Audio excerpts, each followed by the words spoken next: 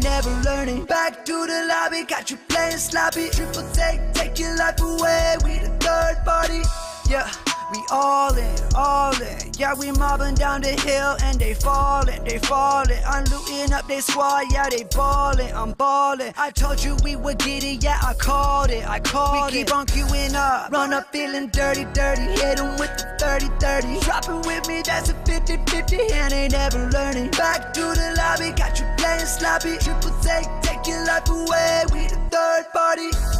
Run up feeling dirty. Hit them with the 30-30. Dropping with me, that's a 50-50, and ain't never learning. Back to the lobby, got you playing sloppy. Triple take your life away. We the third party.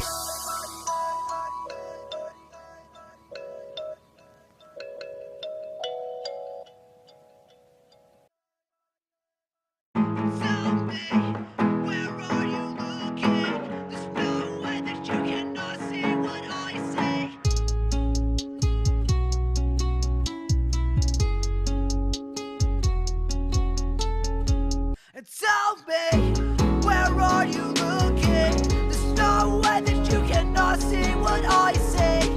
Tell me, where are you looking? There's no way that you cannot see what I see. We're going left, I need you by my side. We're going left, tell me why you're always on the right.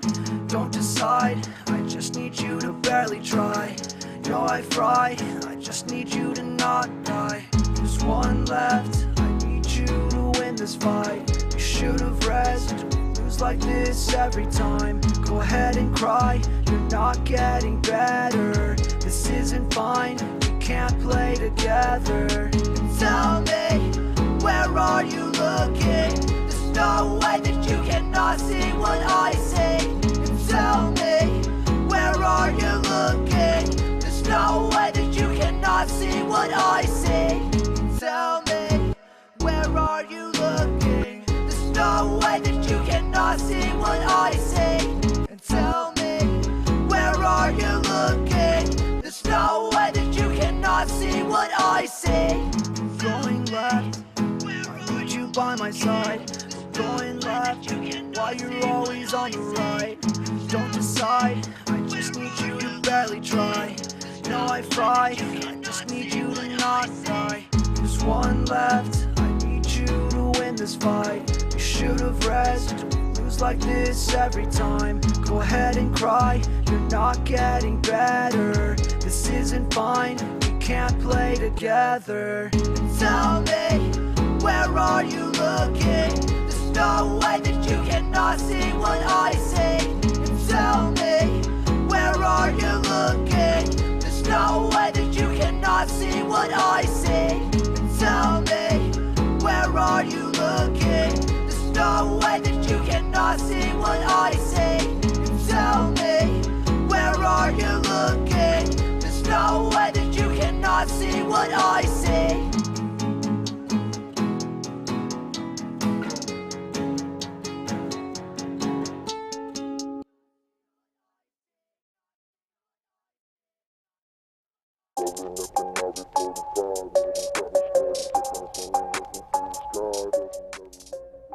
What's going on, ladies and gentlemen? Happy Tuesday and welcome to Series E Apex Legends. My name is Yeso. I will be your host tonight as we kick off the final 2 weeks of play here in Season 4. We are very close to the finish, and it promises to be a fun close to the season. Just 24 games remaining for our Series E players that have been battling it out now 4 months. I'm looking forward to all of that. Now, for those of you that are new and maybe you don't know what Series E is and what exactly we're kind of doing here, I want to break it down for all of you at home, okay? Series E is a professional esports open circuit across multiple titles that absolutely anyone can join. We've got Guilty Gear Strive, we've got Halo Infinite, and of course, Apex Legends. Now, the way things work in Apex Legends is that players and teams go compete in our open qualifiers, and the best of the best make it into Series E. Now, what that means for them is the players get drafted. They get signed by one of our partnered brands. They sign a contract. They make a monthly salary, and they get to compete weekly for points and prize money. Every Tuesday night, they compete against other open squads, just like they used to be themselves. And then every single Wednesday, they play against some of the best pros from all across North America. So if you in your squad want to get in on the fun, head over to matchareno.com/ESA to sign up, or you can get more information at esportsarena.com. Now, as we focus in here on tonight, of course, it is another open night, and Team Intel has been the most dominant open night team this season, and they have had an incredible run over the last couple of months. They'll be looking to repeat that here tonight, of course. They did win last week, and they're looking to keep that run going here tonight. Now, still a sizable gap between themselves and Team Vizio at the top of the standings, so it looks unlikely that they will be able to steal first place away from Vizio with how well and consistently that team has played throughout this season. But at the very least, Intel has cemented themselves in second place. They will lock their spot in for next season, and they will look to continue to improve on the performances they've had this time around. Eyeballs will certainly be on third place as, of course, the top three teams lock in their spots in next season, and it has been a battle between Excedrin and Nerf over the last month. Excedrin was able to jump ahead of Nerf a couple of weeks ago, and they built on that lead last week. They should be feeling pretty comfortable, but they cannot rest on their laurels here with 2 more weeks to play. Nerf can make up that gap if mistakes are made by Excedrin, so Excedrin will be looking to put a finishing touch on that top 3 placing here this week and next. A lot of things to follow here tonight, and I'm looking forward to going through it all with you folks. We will have our incredible casters back for tonight. Jamerson and T Squared are here to call all the action. Of course, I'll be in here to break things down in between, talk about our players of the game and more, so make sure to stick around for that. But I'm excited. I'm hoping we're ready to get into the game because I want more Apex. We're kicking things off with World's Edge, so let's get ready for Game 1 right now.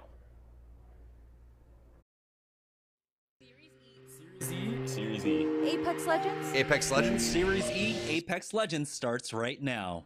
And now we're seeing once again, just like Game 2, slow down, but fury time and time again. And geez, they think they're winning it. Chances are they're winning it. I think it's thirsted by Zera Tricky as Hacula is going to come around the corner with the spray, and now it's just one player alive over here. Welcome everybody to Open Night here at Series E. Like we said, Yeso said, it's the final 2 weeks of Series E, and it was a pretty close race to the finish. We'll see though. With 2 weeks left to go, will Intel have enough time to overtake our reigning first place team and Team Vizio? Tom, I mean, let's go ahead and talk about it. We've had 5 weeks at the beginning of the season where Vizio were dominating, but in the last 6 or 7 weeks or so, this new Team Intel roster has been absolutely smashing it here in Open Nights. And not only that, they're just a lot of fun to watch too. When you get a chance to listen how they communicate, the way that they just go about their business. It's 2 different styles of play. One gets in the center of the circle, the other one likes to play the edge and just completely go for kills. And what's really special about both these teams is they constantly are making adjustments. So I love to watch the way that they play, and I think that really you have to look at what are the other teams going to do. Who's going to be the ones that go relegated? Because you know for sure that Vizio and Intel, they're going to be in the next season and they're going to continue to look good. That's right. So they have a lot of comfort to play out the games that they want to. And in this format, which mirrors the Pro League format, you got 6 matches that'll be taking place tonight. We got 3 matches starting off on World's Edge, and then we'll be swapping for the second half over to Storm Point. Our teams are playing for $350 for first place and $150 for second place. The way to do it is just by earning as many points as possible. Like you said, there are 2 different styles: playing center zone, getting the placement points, which if you get first place, you end up with 12 points, all the way down to 15th place, which you get 1 point. But Team Intel have been flipping that script. They've been going primarily for the kill points, where it's been multiple weeks now where they at least score a 25-point game. But will they be able to do that up against our squads tonight? It is Open Night, and so this is a different type of lobby that you're playing up against. It's going to be completely different when we swap on over to Pro Night, but this is an Open Night with a lot of hopefuls, a lot of teams that are probably looking to make a name for themselves in Series E Season 5.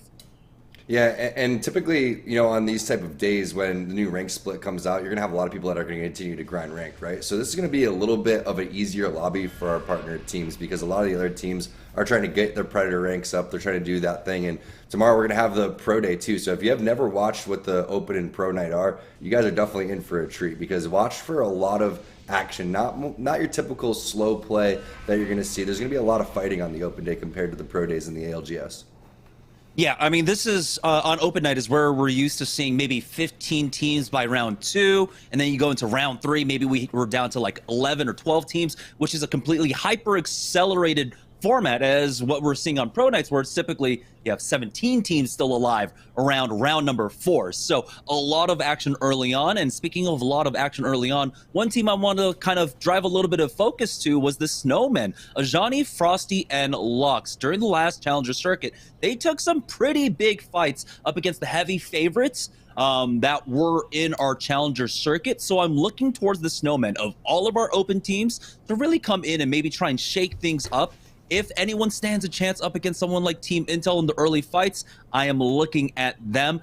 But we are also seeing the kind of shifting of styles when it comes to the open nights, not just from Team Intel, but from all of our partnered squads, right? So amazing. All of our partner squads still fighting it out, but they've been also kind of shifting here on open nights to playing less center zone and playing really on the edges and trying to find those fights as well. Yeah, I mean, really, what you should be trying to do is constantly improve. That's the point of going through scrims, that's going through ranked, and then when you come to the tournaments like Series E, you have to go and apply all the things that you've learned. But if you're just going to constantly play in the middle of the zone, you're not going to get a chance and an opportunity to team fight. And it's a great opportunity to build your confidence up, and that's what you've seen with teams like Intel, and that's translated into the big leagues in the ALGS too. They've really become confident in team fighting. They're continuing to take on some of our strongest teams that we have in North America, and they've been putting together some really, really solid games. So, there's a lot of different opportunities to try new things, and it's really exciting to see exactly what type of compositions people are bringing to the table, what kind of styles they're going to bring to the table. Are they willing to land on people that are making any type of major mistakes? And, Apex is a really unforgiving game. So if these, new players come in here and, think that it's going to be easy, it's definitely not. This is going to be a really tough lobby, even though we still know a lot of the pro teams are going to be coming in tomorrow as we see what Team Nerf's going to be doing. Nerf, they always continue to land over this lava siphon side. You also have Senpai getting into an early fight, too, with the L-Stars. So we do have two 50-50s happening off the rip. Yeah, and we'll see if more develop. I mean, this is the first game on open nights. That's typically where we see a lot of the 50-50s fighting taking place. But a lot of our unknown teams, not having quite the experience, not knowing exactly where to drop. And so they'll have to learn quick. They'll have to adjust fast here. I mean, with only 3 games on World's Edge, you need to be able to adjust quickly. Our first ring, though, it's going to be going up towards Skyhook, and that's surprising because there's only one team currently in Skyhook and Trials, which is typically a spot you can see split by about 3 teams. So if any team, ends up losing out on an early 50-50, that's the kind of adjustment that they can make. Maybe go up towards Skyhook for the next 2 games. And that's what's really weird about this zone, Jamerson, because Skyhook, you would want to typically get into this zone immediately because there is a lot of real estate, but you could continue to fight on the edge and then just Valkyrie redeploy and Skyward dive in. So when you're that team that's landing up there, it's really nice because you're going to get all of that loot and you're going to get a priority position. But at a certain point, it's like, where do you go and you pick up your kill points? So that's what you have to consider, what weapons you're going to choose. Probably going something long range for some more kill opportunities. And that's something that we'll see if our open team up there in Skyhook is going to be able to adjust to. As you see Benchwarmers, they're getting ready for another fight. So this is probably, the third 50-50 that we've seen already to start.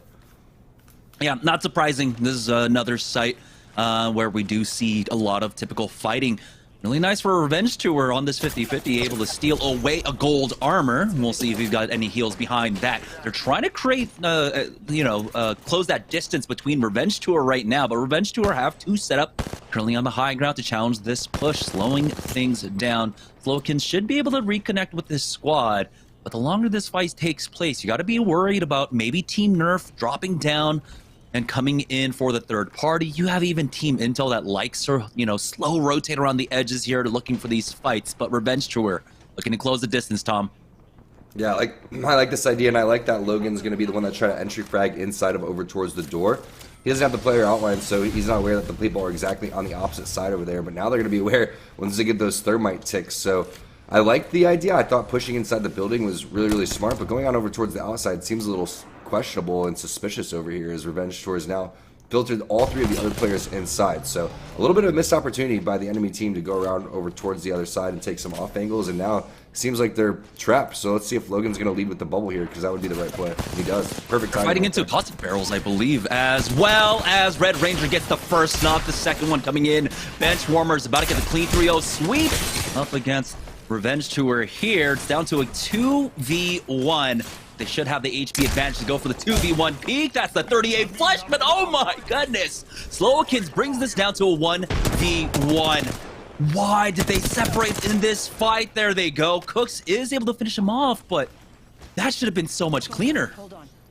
I still thought that was a pretty good fight from both those teams, realistically. I mean, there were some really clutch moments. There wasn't any really major mistakes, but Benchwarmers was able to just destroy them with the PK inside of the dome, Jamerson. And maybe that's why they decided, hey, let's bring this indoors and get this bubble fight going down and use our PKs, because if the other team doesn't have a shotgun right there, then you're not going to be in pretty good shape. And I think that's exactly what they were thinking. So really heads-up play, kind of using what weapons they had to their advantage. Both players threw their bubble down at the exact time. Now Team Razor getting into a little bit of a skirmish over here. I always like seeing Loba as in play, and who's going to be able to utilize that as Bursey's now making the play. And easy cleanups coming in for Team Razor. It's going to be the second open team going out in 19th place.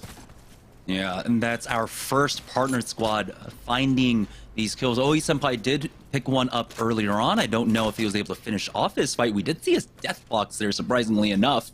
Another kill going on over for Cracked Bear. Don't know where that fight's taking place, but Team Razor, you can see they're going to be comfortable staying here on the south side of the zone, moving in with this one that is moving up towards Skyhook, and it looks like Thiessen might be knocked out very shortly here.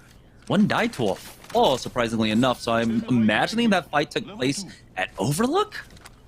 I'm just thinking about Cracked Bear and how scary that would be to run out into the wild and just run into a bear that's, absolutely not missing his shots and coming through with the cleanups over here. Now, Intel, they're looking for some cleanups on the Harvester side. Intel's, honestly, they're just so fun to watch. Fearless is an absolute monster, Jameson. Look at the way that he moves on controller. It's like he's moving with M and K instead, but he's got the aim with the aim assist coming through too. Love watching him play. He's just insane right now. Could be the best individual player that we have in Series Z. What do you think? I would definitely agree. We've seen so many highlight reels out of him, but honestly, with the backup that you have on Team Intel with Mooney and such, they've also got Cubsky filling in as their third right now. This entire squad is cracked. Here's Nerf, though, showing up for that third party up against Team Intel, and you know what? If Nerf want a shot, they need to take him out early on. They need to make sure that Team Intel aren't just farming all the kills for themselves. So I like that they're being proactive in trying to take out Team Intel. Scary little portal moment right there. Turns is always playing different legends too, which I love for Team Nerf, but at the same time, I'm still waiting for him to kind of just play one specific one. Mooney with the shots, they're going to be charging this one. Great prediction going through the portal right there. Seems like they have the advantage now if they could just get one more knock here. Turns is putting in some serious damage with the wingman, and all of a sudden this 2v3 gets turned right back around. How did that happen? I mean, the portal prediction was just so good from Team Nerf. Even though they predicted it, though, they were able to get in and at least trade away one kill, so it was a little bit scary than it should have been for Team Nerf, but turning that around, bringing it down to a 2v2 and then fighting through, really strong for them to come through, and again, taking out Team Intel early. I believe they only picked up 2 kill points before going down. So Team Nerf are in such a dominant position. They've got the replicator. They're going to be able to utilize that for all the bats that they want. They've got the purple armors as well. So their economy is extremely strong for Team Vizio, though. Now down by staging. Fury is down there battling up against one member. It looks like it's Oi Senpai who ended up getting res back into this game. And now Team Vizio looking to farm the rest of these kills. But Jimmy's got to be careful as he backs out. There we go. Casello's going down from the third party of Magic to pick that one up. And so Team Splash are now knocked out. Vizio, fortunately not able to pick up all the kill points that they wanted there, but they're happy because, remember, it was Team Vizio who was absolutely controlling Open in the first 5 weeks, and then things slowed down a bit for them. So this is their chance now to grow their lead they currently have over Team Intel. Yeah, definitely. And that's 2 open teams going out back-to-back and then 2 partner teams going out back-to-back. And I definitely wouldn't anticipate either one of those squads going out this early into the game. It's going to create a lot of opportunities, like you were saying, Jamerson, for these other squads. Razor, they're looking to capitalize too. Little Bangalore on the move. Nice to see Bangalore still being in play over here. But I love this route coming in for Dre. Fortunately, not able to find where the Bangalore is on the opposite side, but still laying down some nice shots. R301 Gold Mag 2X Mastiff. Doesn't get any better than that if you are looking for a combo. Yeah, absolutely dirty here. Now with Team Razor taking this fight, that's going to allow them to control basically this beacon building and find that last player, Nathan Yule, getting finished off. So they'll know where Ring 3 is going. It's going to be some portion of Skyhook. We know that Ring 2, where that one ends up pulling into Skyhook proper, but it's all about which last circle is it going to be. Is it going to pull up north towards that train station? Is it going to go west, maybe taking in some of Trials? We don't even know if it actually matters at this point. We're down to 14 squads already here in round number 2, so a lot of free buildings are going to be there in the Skyhook side. Matters to the Observer team, Jamerson. Perfect timing, pulling up the map for round number 3. It doesn't matter for the players. We can see exactly what their thought process is. Everyone that's scared, they're going to church inside of Skyhook. Everyone that wants to fight, they're running on the outside looking for kills. And that's what you can anticipate. It's definitely one of those weird zones, right? And you're going to learn a lot here. If it's your first time in Series E on your open night, you're going to be like, oh, all the partner teams, they're running around slaying each other on the outside. You can see right now Nerf and Vizio are probably going to run each other over towards the countdown area, going on over towards the choke. So the hard part is if you are in Skyhook and you have one of these priority buildings, you need to make sure that you're at least getting top 3. Otherwise, all that time is wasted for you just sitting inside of an area watching other teams get points. Yeah, 3 teams converging on the Lava Fissures side right now as Excedrin spot out. It looks like just a solo player. I believe that's a Ajani taking off, maybe to try and reconnect with his squad, although we are down to 37 players left. So there's 5 players currently missing off of squads right now as enemy gets tagged big by a charge rifle, and it looks like it is just a solo. You can see Kimchi Lee's pushing up with Cruisin to try and get that last kill. I like this idea. I mean, they're in one of the priority buildings right now. If you had to pick which building it's probably going to end on based on the first zone, second zone, and third zone scans that we've seen, it's still going to be the building next towards the trade station. So this is a really smart play from Excedrin. One person continue to lock things down. The other 2 go for the hunt over towards the side and try to pick up the skill point. But you know, right now the way the pace is going, the only thing you have to be worried about is potential skyward dives over towards the side and these annoying charge rifle shots coming from across the map. Yeah, it looks like squads already set up in some of the priority spots here in Skyhook. One team rotating from that survey camp side, getting caught out. That bubble is gone. Cruisin ends up picking up Ajani. So the Snowmen have been knocked out. We're now left with 13 squads remaining. 3 players missing. So, you know, we can have like 2, maybe 3 squads missing out on players, or maybe a rat and a duo running around here somewhere. But for Team Excedrin, it's all about the slow play. They want to kind of figure out how to play this one out more on the open nights, or excuse me, on the pro nights, it looks like, with their playstyle currently here in game number 1. Yeah, I think they're doing the right thing. If you are going to go and get in position, pick up kills, continue to hunt things down, and if you are going to go over here, pick the right spots. So they're going to need to continue to get loot along the way and pay attention to what's going on in the kill feed, because now teams are starting to kind of filter in, because once you get into that top 10, top 5 area, that's when the placement points really start to pick up. So that's the value of Valkyrie right here. You know, you could just sit around. If you have Gibraltar, especially too, it's just such a strong composition, Jamerson, and it's funny to watch other teams kind of take note of how the way that they were able to play this. Vizio's had some phenomenal games, especially over towards the backhand side of the Skyhook area. Another really safe spot to land. Actually, sometimes the zones will continue to pull back here and end here too. So we'll see what Vizio's thinking, whether this is just a safe spot or they're anticipating it to pull back here. Yeah, I mean, right now, the indication is that maybe this one pulls over probably 75% of the time over towards market side. But like you said, there's an ending right there on that bridge right ahead of them that has the truck on it.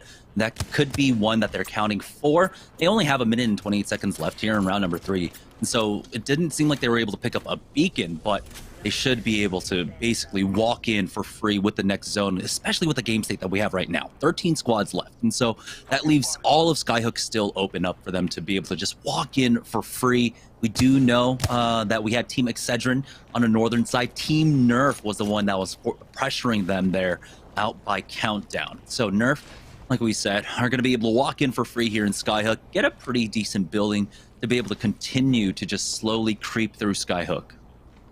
And I'm just so excited because all of these instances, again, we get the player outlines, but these players are just looking for sound cues and don't really know exactly what's in front of them.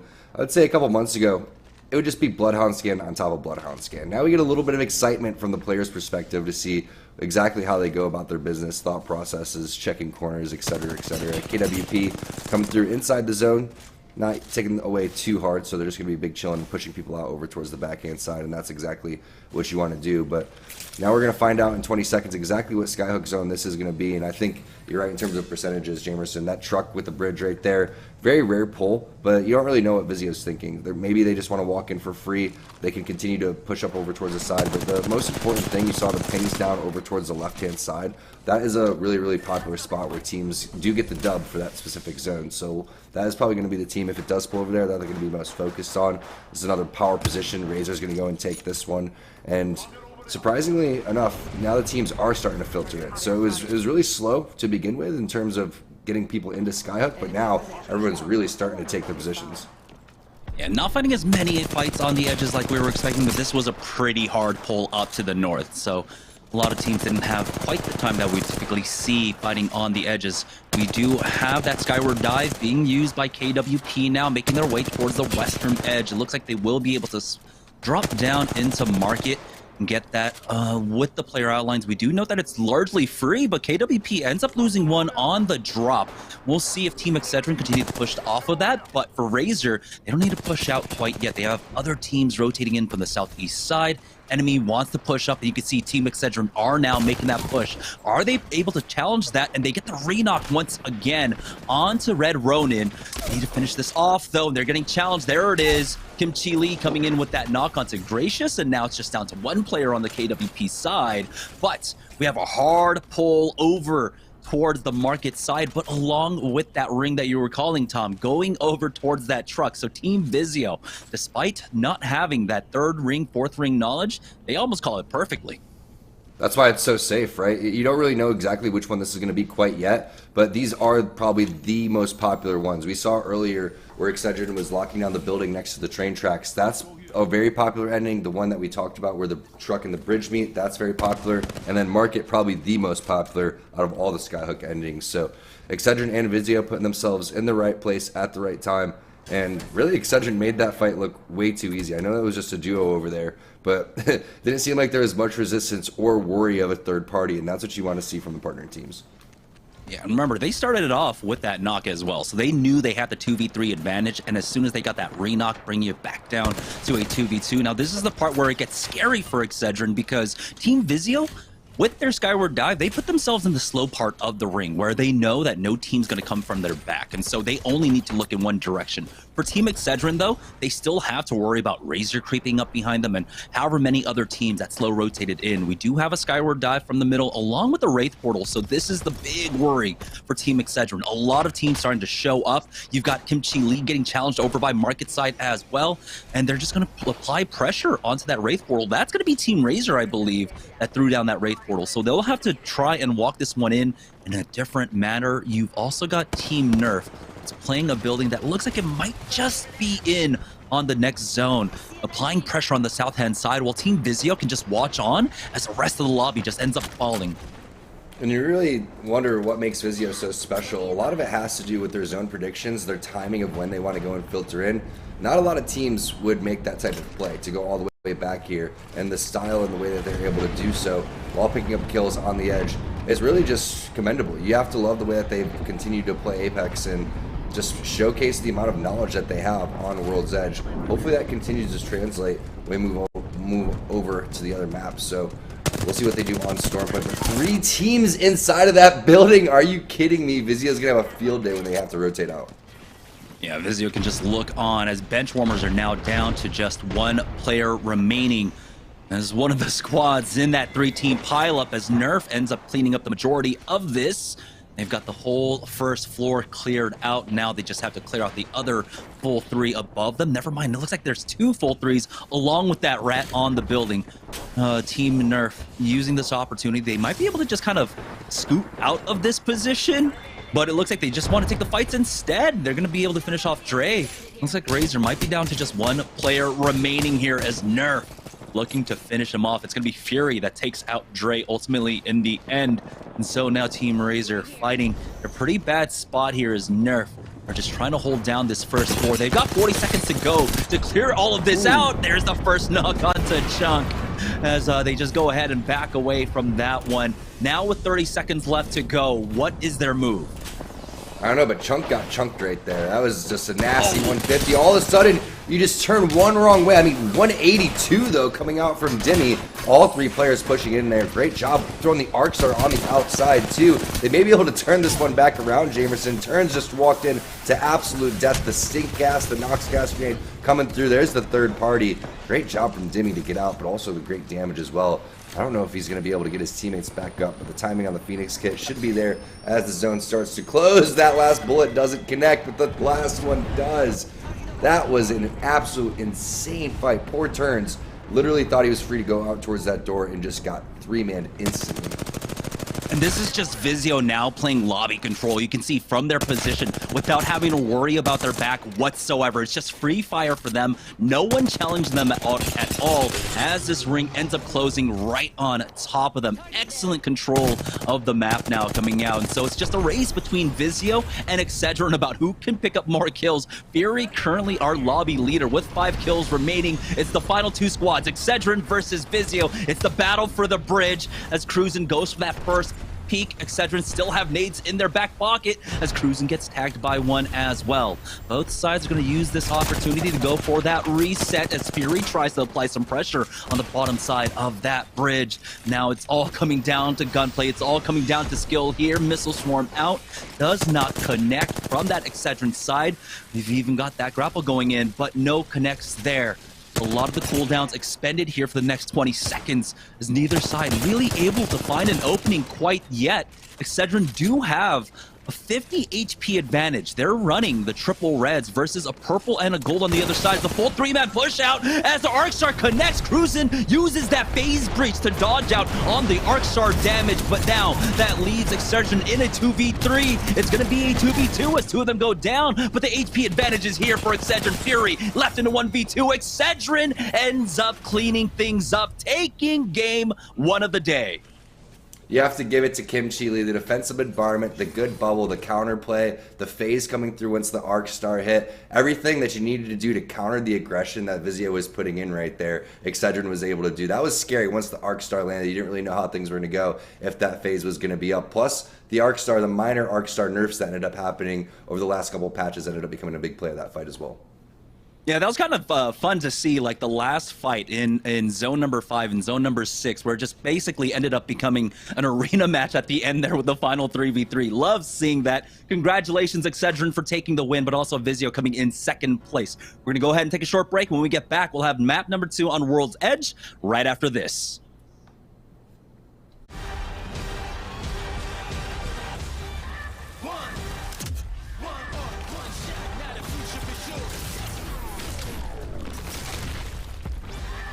Is coming daily under pressure. Working on the plot and the scheme. The true side trademark is at the edge of your dreams. Yeah. One shot, now the future is yours.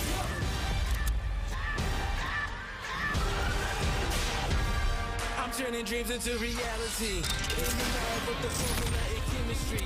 Your memories spark to motivate and make the industry shake. Put the bars in the brakes. I'm talking one chance that was so close for the goal. It's one shot, now the future is yours. Go! Excedrin. I'm fading! One bad headache can crash your entire game. Excedrin relieves headaches fast. Excedrin, game over for headaches. It's fruit refreshing, refreshingly sweet, but without sugar, 0 calorie treat. They're all our top flavored splash. It's fruit freshing.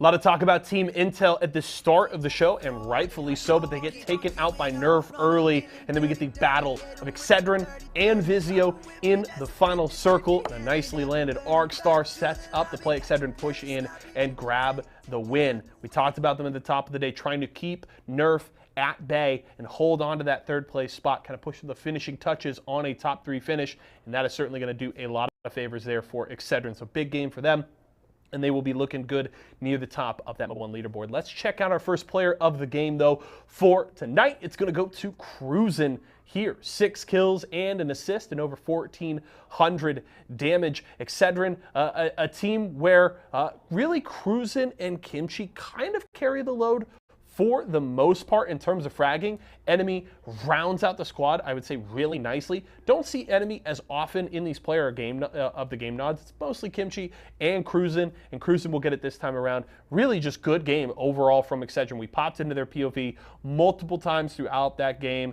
Really looking good, some solid fights, and they take a solid one there at the end against Vizio. So good performance from the squad here as they wrap up the first game. 2 more to go on World's Edge, and then we head over to Storm Point where things get really darn fun. But well played from Excedrin off the top, and they'll be looking to build off of that in game number 2. Do want to remind you folks, of course, if you're looking for products from any of our partners here at Series E and Esports Arena, you can pick them up over at walmart.com/Esports Arena. So you can go grab yourself a brand new Razer mouse. Maybe you need some splash to keep you hydrated while you're gaming, or maybe a brand new Vizio TV like this gorgeous one behind me here in the studio. If you need any of that, head over to walmart.com/Esports Arena today. We're going to go to a quick break right now. When we come back, game number 2, so don't go far.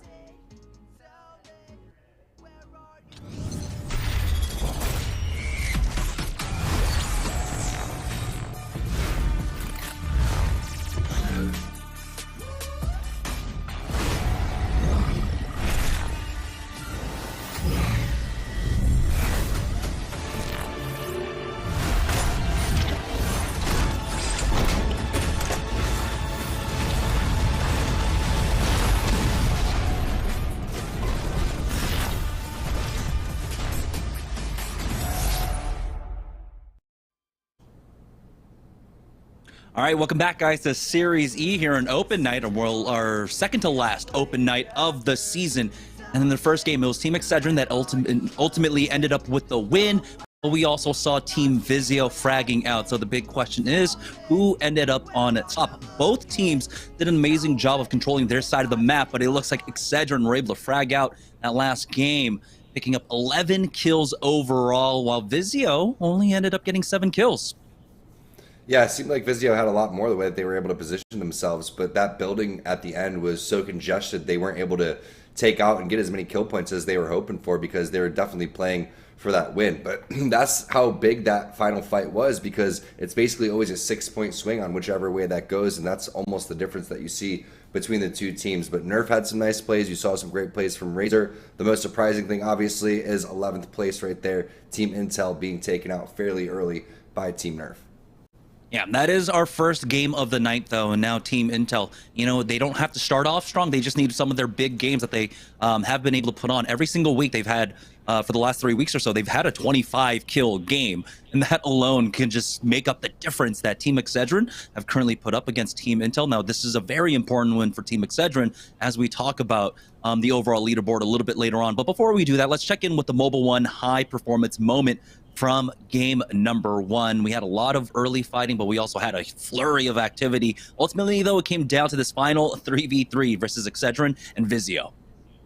It was a great 3v3 too. It was very well fought from both sides. Fury ends up just taking way too much damage though, because he was chucking out those grenades the entire time, and he is able to get the stick, but you can see the phase breach, the way that it happened was so well timed, and there was really nothing that you could do in that type of instance because it was just so clean from the Excedrin side. The counterplay from Kimchi Lee was absolutely perfect. Look at this phase breach coming in from Cruisin' as he gets stuck, gets completely away from his teammates, avoids all of the arc star damage, only took 40 damage as Fury took at least 100 to 150 damage there. So while you do think, okay, this is a great play, I'm going to go throw a couple arc stars, get some great AoE for my team, and get some great damage, that wasn't the case. Excedrin came through with the counterplay. Cruzen ends up phase breaching out. The bubble and defensive bombardment came down too. And it was well timed for Vizio because you don't know if they have these type of utilities coming up. And you're like, okay, our bubble's coming up right now, so let's go and push on this. So just a couple minor details end up making a huge difference in that fight.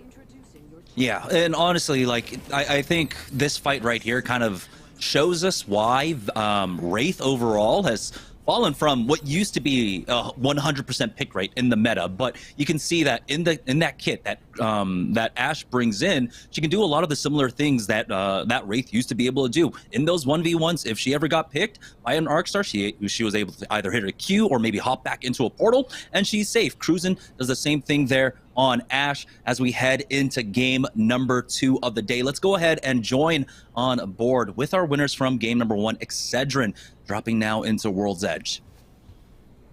Yeah, I love that fight. That final fight was awesome. And just the way that we were able to see how the players were going about their business in terms of where the zone was going to be, that's exactly what you could expect in the open day, right? You could expect some of our open teams to do really well, but expect the partner teams to be on top of things. And it's nice to see them. It's pretty refreshing to see them be consistent in game number 1 and pick up 4 out of the top 4 places. So we'll see if one of these open teams can step it up, like you were talking about the Snowmen maybe. But Kim Chi-Lee, you know, it's nice when Apex rewards you there, Jamerson. You make the game-winning play, you get the gold bag in game number 2. Karma. Yeah, this is also another game where they're not getting challenged at all on that Fragment side. I mean, it's been a couple weeks now, but here on the open nights, they're able to take both Frag East and Frag West. And, you know, a lot of times people talk about the nerf loot of Fragment East. Well, that's fine. Just go on over to Fragment West, so that's open for you. Taking a look at our second ring, though, of the day, it looks like it's pulling on up towards that survey camp area. We didn't have anyone dropping at Epicenter or survey camp in game number 1, and that still remains to be true here in game number 2. That's going to allow KWP to get into a free spot there if they want to. We do have a number of 50-50 still taking place, though, down there at launch site, over there at Overlook as well. And it seems like that might be the only other one. Nerf did get challenged for their drop over at Lava Siphon, but that team ended up bouncing really quickly after grabbing their loot. What's wild is we have another northern zone when we typically see the southern zones too, but also Razor going over towards Trials, like we were talking about previously, untouched in the game number 1 where that zone was ending. But oh, that triple take shot could have potentially ended that player. Not much ammo left in this one, and the bow check in the secondary, not the best gun for the scenarios, but that is a one-shot Valkyrie if I've ever seen one. Revenge Tour is definitely looking for the Revenge Tour as Magic is going to be going down. The 50-50s continue here in game number 2. Yeah, I've been a fan of the triple take basically since launch, and you see it right there. It is a mid-range sniper rifle. It is so incredibly strong. They will end up getting that thirst onto Magic. But where is the rest of the members of this squad? It looks like they might have just bounced here. We'll see if they can maybe swing back around to pick up that banner at the very least. But looks like Revenge Tour might just, you know, stick around here. They have another minute before the zone even starts closing, and then you have another minute before the zone even touches them. So they can wait this one out indefinitely. Nestle Splash, though, find themselves in a fight right now over on the Harvester side. Their armor not looking the greatest, and Casellas is rocking the Watson of all things as they're going to go ahead and push forward now. Things are getting weird here in Series E. We've got like the... what would you call this? It's the like the season 1 old meta. The quasi old meta. It's exactly what it is. And he's got the Sentinel in hand too. 60 right there to the back as the players are making their way over towards that choke point. But you never know. I mean, you know how to play this composition because it's very similar to what we all started playing Apex on in Kings Canyon and in World's Edge. So we'll see if Splash is going to be able to capitalize with that. It's kind of awkward not seeing Valkyrie and Gibby on a team, but you know we've seen odder things. I kind of want to see like this Watson performing well, but it's gonna be hard. Twisted Sin though in a fight right now. They should have the armor advantage here, especially with the big cracks coming out from Lusix right now. He does have the rest of the squad starting to join in. That bubble's about to go down from the enemy side, and Twisted Sin should have a bubble of their own for this entry, covering the door, and they allow it to open. He gets a big crack there. That's gonna be a free damage out from Lux, and there it is, the bubble entry out now from the rest of the squad. Beast the Hunt is about to go down as well. Cracked Bear gets cracked himself, has to be careful, but this door guarding has not been the cleanest from either side. Ultimately, though, Twisted Sin end up in the 1v3. They'll be able to finish off this last Valkyrie in just a moment, and his heart goes down. That's our second squad getting knocked out. Not the cleanest of fights out from Twisted Sin. They've also got the backup from the Bloodhound there just to make sure no one comes in for the third party. Here's Splash, though, continuing their chase all the way into Lava Siphon, trying to find this squad. Razor ends up finishing off a squad themselves. That's going to be Spectre Esports going down. A lot of fighting happening in the kill feed. You can see Fat Fruit Ninja's down. There goes the finisher from Casellos as well. But, you know, a dub's a dub. Jamerson, doesn't matter if that fight wasn't the cleanest. I still like the way that they were all playing around the door over there. As now we're going to have another fight inside of the building. Is you can see really nice shots there with the car. Can he answer right back? This is going up against Team Razor. Only one more burst, and Dre should be able to get this one. But that pesky knockdown shield. The fake res is how you do that one. The armor swap came through over towards the side. Will Dre get an armor swap to boot? I believe he does have the gold armor, so all he needs to do is go and hit a sell if he wants to go and try to reset this one. But nothing gets more frustrating than when the player thirsts your teammate and then goes for the armor swap. Dre with the Mozam just needs to hit, and he does. 1 HP. Who says the Mozam isn't worth picking up? He did miss the first 2 shots at that Mozam, though. I thought he missed the first 3. The first, well, almost. I think only like 1 pellet ended up hitting. And yeah, it was 1 pellet with the hammer point. That's why. If it wasn't for the hammer point, I don't think he actually wins that fight. But now we've got another fight. Never mind. Nerf is already winning this one out on the south side of Harvester.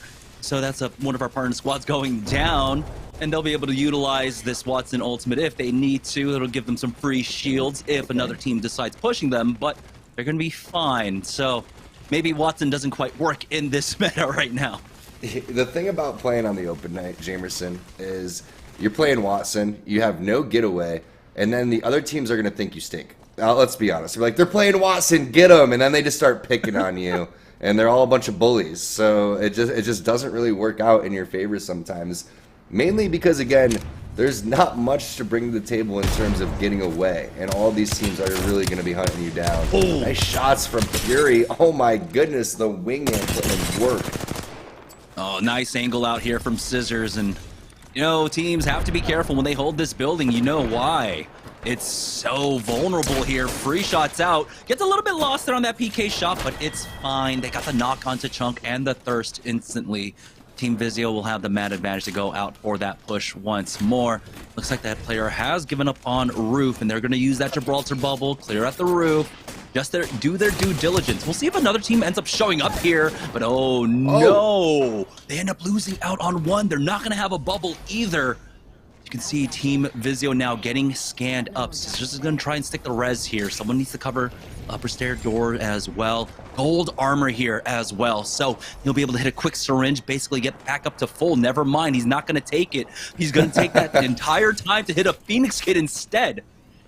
I mean, did he try to take it, or did Fury just jack that one? Let's be honest. It looked like Fury was like, oh, that's mine. Remember, I put down the black market. They also have that blue armor swap, which I believe is empty on the ground directly in front, which could bait an enemy team if you were really going for the long con. As U Green now coming with the cleanup, the portal play into the aggressive 3-man wipe. You love to see that coming in from one of our open teams, but they're not that far away from where Vizio is. So you got to be a little bit careful. Vizio seemed to slow things down here, Jamerson. It seems like after Jimmy got knocked, they wanted to wait till the bubble comes back and all the resources are there.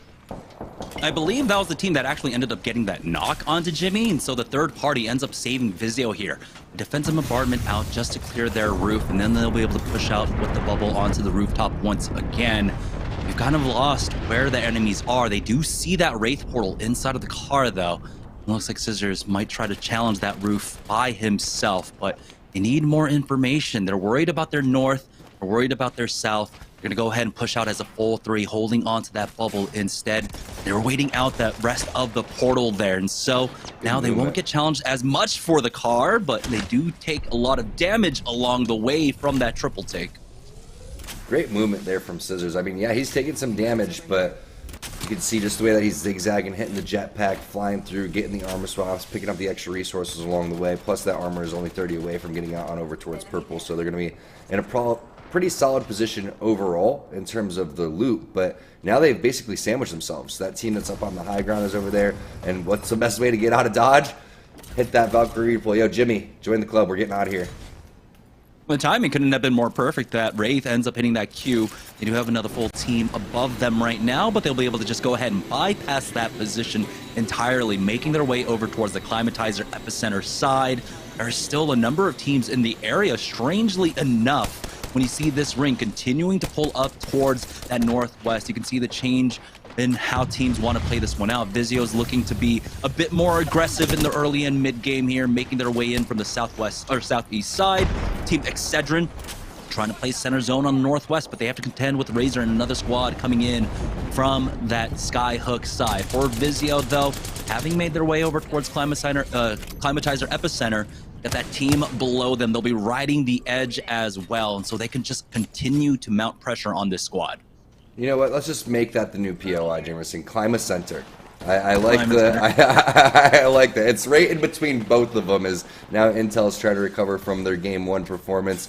Kubsky's taking some damage. Fearless is going to go and take the high ground angle. Wasn't sure if anyone was over towards that building, but you have to get back on over towards Kubsky here fairly soon. Fortunately, he is on that Valkyrie, so he does have a little bit more movement than the rest of the Legends to get back on over towards the squad. But you can see he's taking the long route, taking the scenic route, going all the way back on over towards these guys. They have the skyward dive, and pretty similar situation that what Vizio is going to have to be doing, right? They don't have really time to afford for this fight. They could end up getting third-partied. And you saw on the southeast side over towards this area over Climatizer, this is a very populated area, so expect a lot more fighting to take place after this.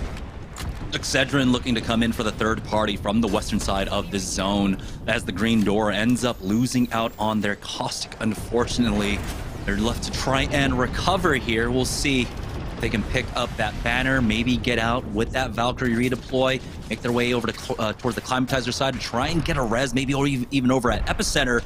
But now they've lost out on the Valkyrie. Trismos doesn't have his bubble for another 10 seconds, and the rejects are starting to apply pressure to finish them off. There they go. Enemy ends up finishing off Trismos, and it is Excedrin coming in for the third party.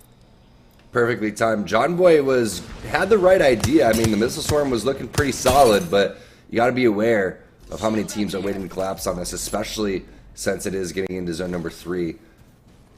Excedrin with the great timing again. I mean, they are playing phenomenal so far today. Intel not having their best day so far. You can see Mooney does have the knocks. He is able to finish it out. Twisted Sin, they're going out in 10th place. Can they get Fearless back up? The Arc Stars are coming in. The third party's there.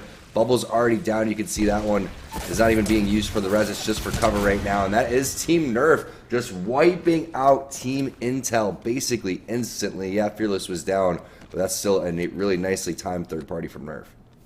That's 2 games in a row where Team Nerf have come in for the third party up against Team Intel, taking advantage of how aggressive that Team Intel like to be. So another great punishment coming out from Nerf. This time around, though, Intel ended up with about maybe 5 kill points before they end up going down, along with that 1 or 2 placement points coming in, 9th place for themselves. So much better than the 2 points that they put on in game number 1, but still stopping Team Intel early on.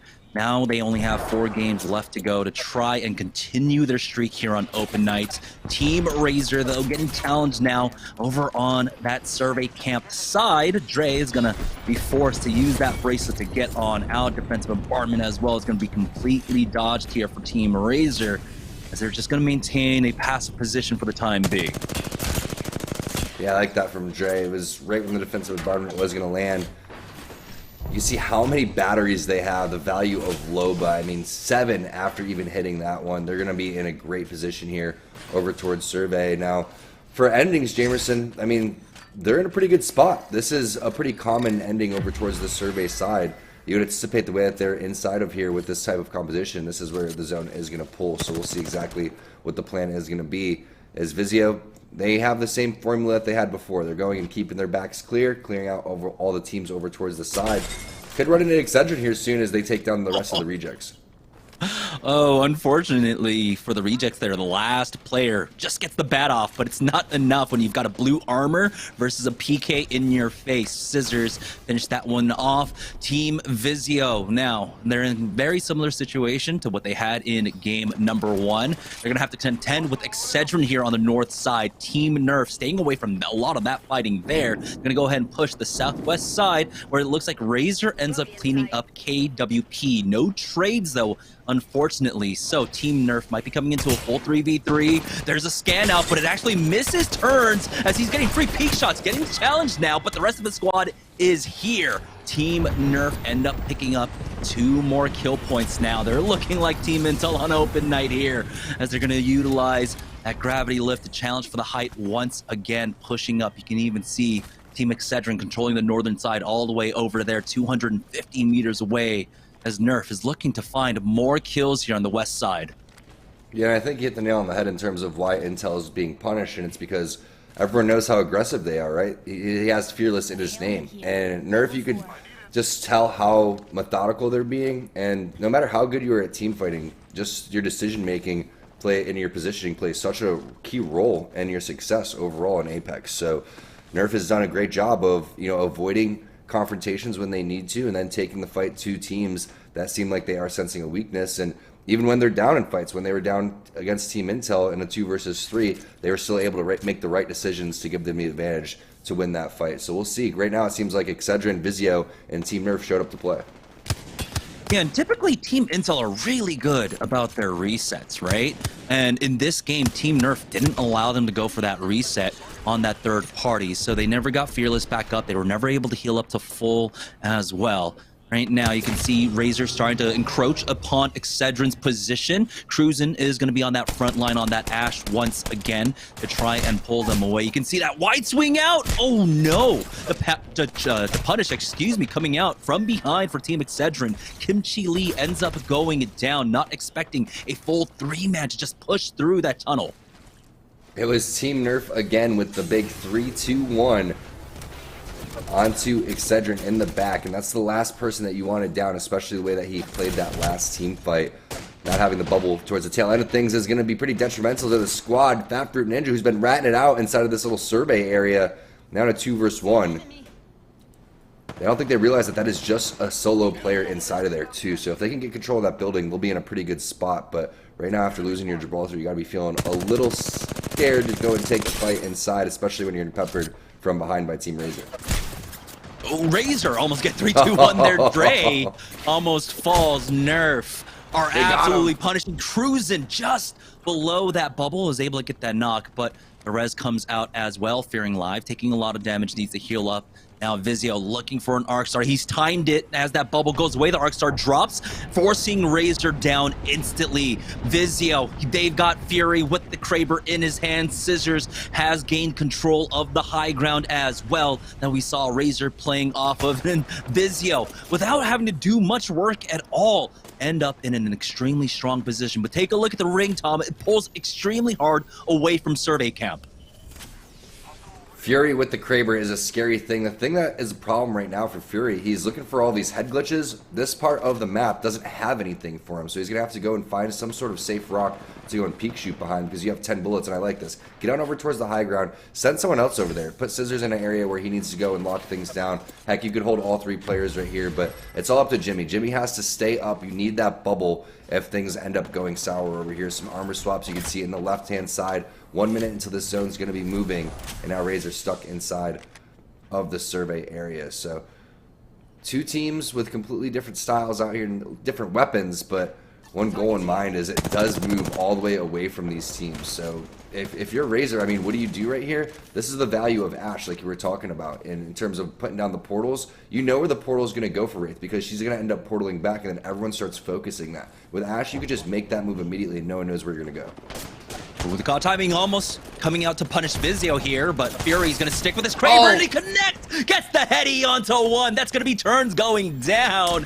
Vizio flipping the script. They do lose out on one, though, and now it's down to a 2v2. The defensive bombardment is going to force Fury into that bubble. Nerf ends up surviving, and now it's Razor's opportunity to come in for the third party. Demi, the only one up for his squad now, and Razor ends up almost cleaning up Team Nerf now. Just one remaining. But Razor now have that free God spot to themselves as the final 3 squads remaining, and it's Razor left in a 3v1v1. They're about to sneak away this victory. They have almost 11 kills as well, and one player remains. It's going to be Team Razor cleaning up that last rat, taking the win here in game number 2.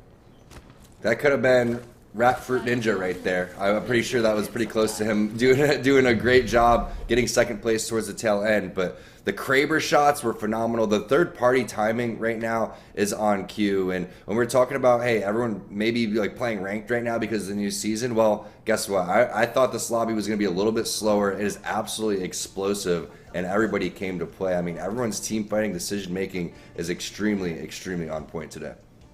Yeah, and we've had multiple squads now, different squads taking that first place and second place finish. So this is absolutely massive when it comes to the leaderboard. We're going to take a break, and when we get back, we'll have our final game on World's Edge before we swap on over to Stormpoint. You're not going to want to miss that. So don't go anywhere, guys. We'll be right back.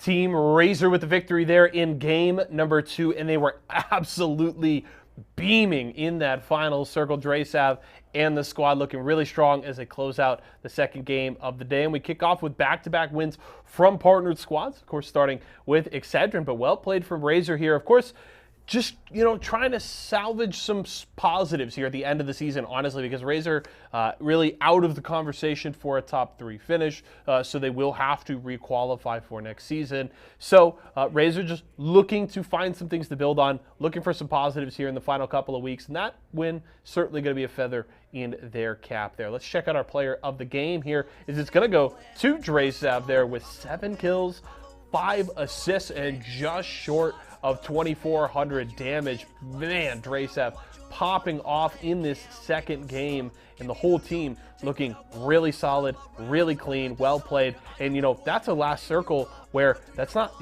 necessarily, not to throw any shade here necessarily, but that's not a bunch of open teams that they were out there beating up on. Those were their, companions, the other partnered squads, Nerf, Vizio, and more in the late circle. And Razor take care of business and finish that game strong. So well played from them, and Drasav certainly earning those player of the game honors here in game number 2. We are going to go to another break right now. When we come back, we'll check in with that Mobile One leaderboard once again and get ready for the final game on World's Edge before we head over to Storm Point for the second half. So don't go far, folks. We'll be right back.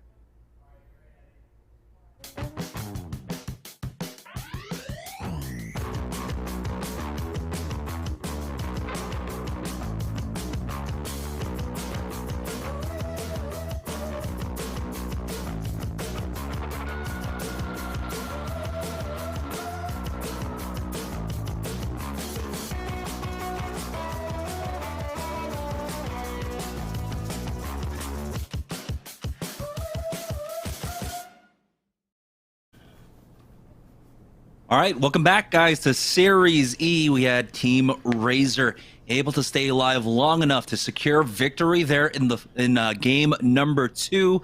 Just before that break, let's go ahead and check in with the Mobile One leaderboard to see what that means for them. Remember, 4 of our partner squads ended up in the top 4 after game number 1, and with that win, they put themselves in first place now, 38 points overall. You got Team Nerf, though, in second place with 35, and Excedrin just behind them by 1 point in third place. All we need is Team Splash up there and would be in some serious business. The partner teams are really showing up today, but I think it's really the story of third parties right now, and that's what's been so impressive today. I mean, everything's been really well oiled in terms of the way everyone's going about their business, but I really like the way that everyone is collapsing immediately. They're not leaving any chance for error. They're immediately, taking advantage of every little detail that they need to go and do. And that's a nice thing, like, especially if you're running the Ash on your composition for those third parties, you're instantly on top of them with that phase breach, leaving almost no room for a team to be able to respond. Checking in with the Mobile One high performance moment of game number 2, though. And it looks like, it's going to be this fight. Vizio ends up taking, and if they could have won this one, there's a huge chance they could have stricken back at Razor for the third party, but ultimately they took too much damage. They trade away in these kills eventually. Good defensive bombardment forces Vizio down. Now they find themselves in trouble in this fight in the bubble. Yeah, I'm looking at what was going on with Jimmy's point of view because I'm curious to see if he had his bubble, because the fact that you see they already have the 2 versus 3, he drops down, and in that 2 versus 3, he's the first one that is taken down. So if they were able to communicate that they needed the bubble up on over towards the high ground, they could have slowed down and reset, and then all of a sudden Razor would have pushed in over towards underneath the bridge, and it would have been a little bit easier to go and manage. But once you get that initial knock, sometimes you want to just go and full send it. You feel like you're going to get pressured from behind, and also you don't know where a majority of these teams are going to be. But you also see where the route was coming from too. That made it very difficult to go and navigate because you don't know where you potentially get shot from behind. So we have the luxury of being able to see exactly where all the teams are and what their decisions are going to be. But if you do have an opportunity to toss a bubble down, if you're Jimmy, then that probably could have been the best decision to keep Vizio alive. But you are trying to finish that fight immediately. You're trying to get these armor swaps because you know Team Razor is immediately coming. And doesn't matter if you lob a bracelet into the wall, Team Razor, you're still going to be able to finish this one off. And you can see the presence of mind to pick off the kills, get the points on the ground so they can maximize exactly what they wanted to get. Yeah, and here we go. Heading into our final game on World's Edge for the day. Let's join on board with Team Razor. We were talking about the change up in drops. We know that, a lot of Skyhook was fairly free. This time around, it looks like they are looking for that same kind of drop. Taking the western side, they'll take Trials along with Western Skyhook. Excedrin getting challenged over here this time around. Oh no, we've got the Watson. Remember what we said about the Watson. You know if you're playing that, the teams are going to go and push you, but they are ready to put the pedal to the metal. Senpai coming through with the melee, with the PK shot on top of that. Excedrin has to be upset that they're not getting this for free. Who in their right mind switches the strategy in the final game? Not just getting this for free, right? Like, they could have dropped over at Frag West. Instead, they're completely challenging for Frag East. For control over that beacon building. Oh no, enemy gets caught. Unfortunately, that passive animation is gonna punish him here. Now Oi Senpai trying to heal up, and oh my goodness, cruising now, left in the 1v1, but the swing in might be a little bit too much. Oh no. Oi Senpai, he tries this style. He tried to go for that wall bounce into the melee. It's not gonna be enough. Cruising, clutches up for his squad, keeps his team in it. They still need to recover the banner of Kimchi Lee and get him plugged in. With the RE45, come on now, Cruisin did him absolutely dirty right there, Jamerson. That's some, that's some trash talking moments. You're already down, what, 1 versus 2. You're getting contested over there. You had Senpai full health, unfortunately not able to. And that's the thing with Pathfinder. When you go through and you over grapple like that, you would want to get a little bit closer in that type of instance, make that fight a little bit easier. But another northern zone. Razor getting trials now by themselves. It looks like potentially double teaming himself over towards the train station building. So they may have a 50-50 going on over there towards themselves too. Look at everybody on the south side. What are you guys doing? Don't you know that the circle's up north? This is crazy because like there are so many spots that are open, right? Harvester. Like you had Survey Camp, Epicenter, Harvester, along with Geyser. Geyser ends up not getting looted at all. So there's no reason for these 50-50s to take place. This is all just like pride from all of our squads at this point. For Splash, I have no idea what the plan was there. Maybe it's just to try and stop Excedrin from securing that 3rd place spot right now. A lot of fighting taking place as it looks like Benchwarmers ends up getting cleaned up. We're down to 17 teams now. Vizio controlling that connecting area down towards Thermal. So maybe it might be Team Intel that are waiting out to try and take out early. Could be. I mean, everyone's been just hopping on Team Intel and trying to bully them the entire time. But now Snowman, the team that you were calling out, Jamerson, they only have 2 points so far, so I'd like to see some great things coming in from Locke. Unfortunately, he runs right into a Caustic Barrel, making it difficult to hit that PK shot. Nice job by the enemy player taking down his shields as well. The wingman shots are looking crispy, though, and now they have the advantage in this fight. Caustic is so annoying, and oh no, he trapped his boy! Give him a Dutch oven treatment there, but they will be able to go ahead and clean that one up. 3rd party comes out, though. Snowman losing out on 1. That's Razor here. Beast of the Hunt is going to get popped, but Locke's really not going to be able to challenge that one as the complete outside is controlled. 2 players inside as well. Fearing Live pushing up, giving chase to finish off the Snowman. Now there is Ajani getting thirsted. Only 1 player left here for the Snowman. Razor have been on a point when it comes to these 3rd parties along with Nerf today. Every single time they've been on point. It's been almost perfect the way that they've been able to execute. As soon as they have a 2 versus 3, they're cleaning up the player on the ground for the extra kill point. One person stays around a little bit too long because they think they can save the fight.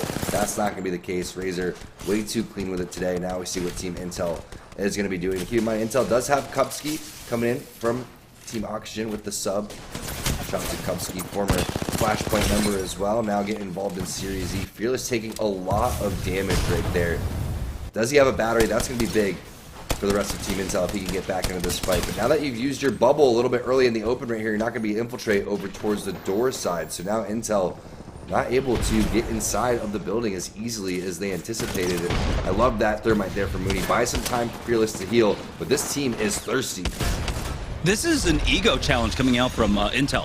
They want to take out Nerf. Nerf has taken them out 2 games in a row. They rotate over here to Lava Siphon. It's not even Nerf this time around. Who is this? Willingly comes in, gets the knock onto Mooney. Fearless hasn't been able to heal up as well as he gets challenged now. Gets the knock onto Disposable. But this entire time, I was thinking they're trying to just ego challenge Nerf, take them out. Doesn't matter. Fat Fruit Ninja gets the knock onto Kubski.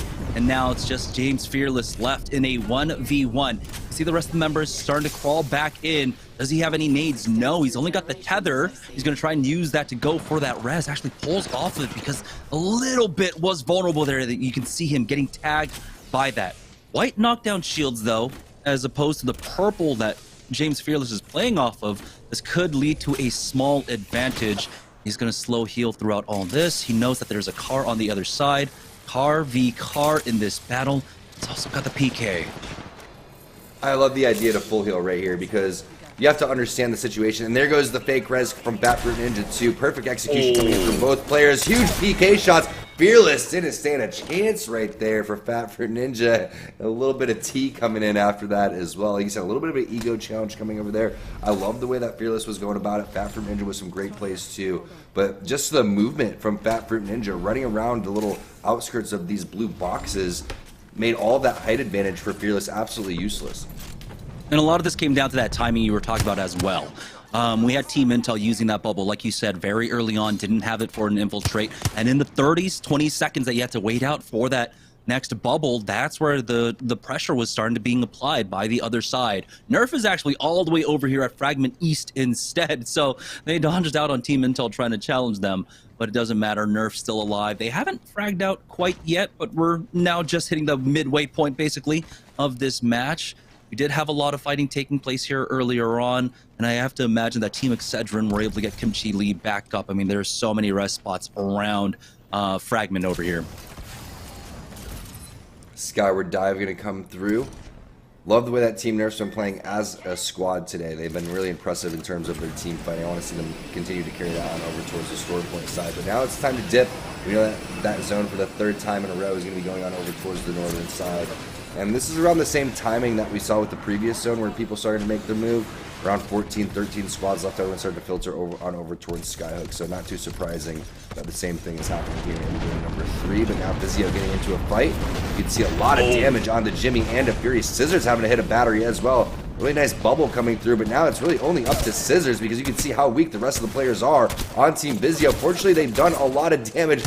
Where are the massive shots going? I mean, those shots look like my shots in terms of how little damage those were doing. Good idea to switch on over to the wingman. Revenge Tour coming in for the third party, but they actually allow the res at the very least. So this is going to be a 2v3. There it is, the knock onto Fury. All right, 1v3. Let's see if he's got enough left in him to face off against Revenge Tour. We're looking to clean them up. The defensive bombardment gets a knock onto Jimmy. Very unfortunate there. So looks like it was just a quick re-knock onto him. Now, are they stuck inside of the car? They need to clear this one out, and looks like he might as well be, as they're just going to go ahead and secure this thirst actually onto the downed player. So Jimmy going down. Vizio, will they have an opportunity to come back for these banners? It's tough. Depends on if Revenge Tour wants to stick around here, because you would think that they would be worried about the rotation, but at the same time, knowing how strong of a team Vizio is, our #1 team in the cumulative leaderboard, you would say, okay, maybe we do want to camp these banners a little bit, be a thorn in their side, and force them to have to rat this one out, etc. Now making their move on over towards this very popular beacon building. This is something that you could expect for a composition like this, Jamerson, when you're trying to get that scan onto zone number 3, then maybe make a rotation, but you're also giving yourself an opportunity to pick up kill points as you gatekeep the people that are making their way from the previous zone. As the falling guys, they are already fallen with one player. That's going to be Nathan, so this is a 2 versus 3, and really don't want that smoke this early on, especially if this team knows that you are weak. Yeah, they've lost their smoke. They're Bangalore down. About all of this, all the nades are coming in, the black hole as well. It's just a big wombo combo. Nerf just laying down the projectiles and the damage right on top of them. G-Guy will be able to heal up, but he's got the rest of Nerf pushing up right now. He'll get cleaned up. Team Nerf coming up big here. Now, they were only a few points off from Team Razor, I believe. Only about 3, and they've already closed that distance with the kill points that they're picking up in this game. The wingman shots from Dimmy are so disgusting. He didn't get a chance to see where the enemy Valkyrie player was because the death box is blocking it, but as soon as the Valkyrie started to move, immediate wingman shots on over towards the dome and switching on over to finish it off too. That was really, really impressive. I don't think they were able to get the thirst on the map all the way across the map towards that back beacon area where we see a lot of zones end, but either way, still really great tracking. And now Excedrin stuck inside of this trailer area. Now, Jamerson, is the zone going to continue to pull over here is the question. They basically had pitched themselves. That player got absolutely destroyed from about 3 different angles. 1, 2, tap. Dead, as now he's just left. You can see like the remaining players on the either side of this building are of this mountain. Actually, might be another full squad showing up. Bubble out. They're going to be able to secure this thirst at the very least, but Kimchi Lee takes a lot of damage for it. They've got to be careful here as he needs time to hit up that bat. He needs to walk this one in without a bubble back into the car, and it looks like they will be able to get over here. Now, going back to that point, I don't know if this is going to be the pull. It's just so much of Skyhook is open, but the Skyhook circles that we know about really aren't that prevalent in this zone. It should be pulling up there. Everything tells me it's pulling up there, but yeah, I want to say there's still a chance that it pulls over towards this platform or to that connecting area to the north. Yeah, meanwhile, Nerf's been running around picking up kills. They doubled back and finished the initial knock that Dimmy got, and that was not the re-knock, but they just came through and took that 2 versus 3 a little bit later as Excedrin. Oh my shots with the wingman. If he does it, I quit. He's so these shots are so crispy. That was absolutely insane from Enemy. The way that everyone's been playing today in terms of their shots and just their tracking and positioning, the mechanics everyone's putting together, you could just see everyone is coming here understanding the situation with only 2 more open nights left. You got to pick up all these points while you can. Why does it just feel like there's something different about like playing wingman with Valk, you know? Like Valk in particular. Something about it seems like intense, right? Now we do have a better look at the ring. It does go ahead and pull into Skyhook proper, but this ring 5 information is going to be crucial coming in for Team Excedrin, who's been slow playing all of our games so far, and even this one now. They do get the scan, and so it looks like it's, well, we don't have the scan, unfortunately. This is kind of what happens on patch days, right? Like, a lot of the times the spectator client doesn't quite get it. There we go. Hey, the scan's going up. Now, game number 1, we were talking about some of the popular circles. You were mentioning, of course, that train station ending, and it looks like we're going to have a very similar one there. And look at the way that Nerf's gone about it. They've gone all the way into the train tunnel, so if they want to be the last team to go and rotate, they can, but they can do the big gatekeep over towards the backhand side, and that's exactly where Team Excedrin is coming around the corner. So we may see an explosive fight over here, and a possible third party from Fat Fruit Ninja's team, as you have the other teams fighting over towards the southern west side. So this battle for the northeast is absolutely crucial for points right now. Yeah, and for Excedrin, it would be nice, too, as a little bit of a revenge up against Team Nerf. Remember, it was the 3-2-1 from Nerf, from basically this position that punished Kimchi Lee from Team Nerf on the other side of this fight. So if they can try and win this one out, not only would it be a big positional win, but just a nice morale win. They're getting flanked. The bubble has gone down as they need to go for the resets, and Team Nerf might spell some sort of weakness here. They're going to go ahead and use that phase breach, but they're right on top of them. Enemy somehow survives. A defensive bombardment out from Kimchi Lee. Cover their retreat here as they'll go ahead and back away. They're not going to fight up against Nerf. Are they going to want to stick around here inside this car, though? That's going to force Nerf into them eventually if they end up playing on this eastern side, but it looks like Nerf might have backed away, play off the train tracks on the north instead.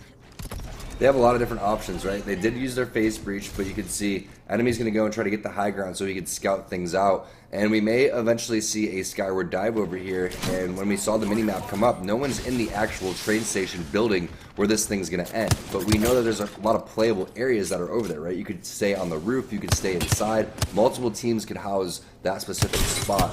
Maybe 3 to 4 of them. Enemy with the wingman shots, just ridiculous tracking again from these Valkyrie players with this weapon specifically.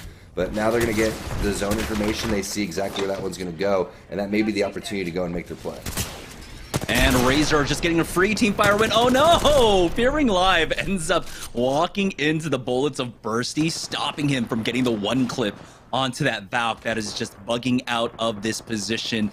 So now Razor had that free rotate in from the south side. We're down to 7 squads, by the way. So this is going to be a free rotate for them, basically, to be able to walk in to that middle sniper building inside of Skyhook. And they've got double gold armor, so their economy is just extremely strong. You can see Bursty holding on to 6 bats. That means, of course, the rest of Razor, they've got like 24 cells. No, never mind. I was exaggerating just a little bit. 16 cells for Dre, which is usually double what teams or players will carry around. Yeah, exactly. And you could see the rotation for Nerf, how free it is they successfully defended their back over towards the train station area and pushed everybody out in front of them. So now that they have all of the action in front of them, they could basically filter the players into where they need to be so they could try to maximize on placement and their KP to get as many points as they need. But you can see what's going on over towards the eastern side of your screen. That's going to be where a lot of resistance is going to be happening. That's smart by the team on the west side to go and try to hit that redeploy. But I believe the roof has already been taken by a handful of players on Nerf. Demi seems to be up there and now turns with that Horizon Q. That's like a big fight happening over towards the backhand side. Let's see if we can hop on board with the train station area. Yeah, that is going to be massive here. They cannot lose out on anyone at all. They've actually already picked up 2 kills. Never mind, that fight is already over. Team Nerf being gifted 3 kill points. Now, Team Excedrin making a push onto the eastern building. You can see that phase breach being used to try and push out there. But Razor have that sniper post on lock currently, keeping an eye on their eastern side. Big question is, does this end up pulling up towards the train station, or will this continue to pull on to the tower that Razor are holding right now? So if it ends anywhere, it most likely will be in between where that fence is that we've seen so many times too, right? So in between where the train station is and where, Dre with the risky play going all the way down, catching someone out with red armor there. Now everyone else is going to push over there. Disposable didn't get the memo that that portal is hot. Unfortunately for him. Is portal safe? Yeah. Yeah. It's good. Take it. Thanks, man. Thanks for covering my back right there. Is Fat Fruit Ninja and the rest of the AOG squad. They're going to get eliminated. But Jamerson ends up going on that fence, basically. You can see where that respawn is. It's going to be a pretty interesting fight because there is so many different playable areas over here for different squads to go. Yeah, for Razor, if they want to slow things down, of course, they don't have to charge into the next fight. They've got that fence line along with a little bit of low ground to try and stop some cover. Last Black Market Boutique for them before this zone starts closing up. Just to top off, Excedrin have slowly creeped their way on into the northeast side. So they're going to have to challenge Nerf that are playing off that train tracks. But you have to imagine that Nerf have already made their move to try and get a good position, maybe closer towards the cars that are over towards market side. Nice little jiggle peek out from Cruising here with that wingman. I love that we're really back into more of the wingman meta like we saw. Basically, it was wingman PK for almost a year and a half when this game initially launched. Nerf have not made their move quite yet. That's why you got Twisted Sin that are playing off of market side. I think we're in a great meta right now. There's so many different options. There's so many different balance. You could really go any single route. I mean, there was times where the EVA 8 seemed like it was a little too strong. We've gone back and balanced the shotguns, so every single shotgun's viable. You even have the hammer points there with the Mozam if you want to go and use that, which we've already seen today. So many different legends. We're playing on 2 maps. There's just a lot of different variety. I mean, we're seeing Bangalore's coming through. We've seen successful Watsons even, not today, but we have seen it in the ALGS. So really, whatever your style is. I mean, in terms of legends that I was surprised to kind of fall out. You would think maybe like Seer when he was extremely OP and everybody was picking him. Not really been anything that's been utilized quite yet, and a lot less Bloodhounds than we've seen before. Yeah, I think we've only seen maybe 2 teams running the Bloodhound, or maybe it might have just been the one.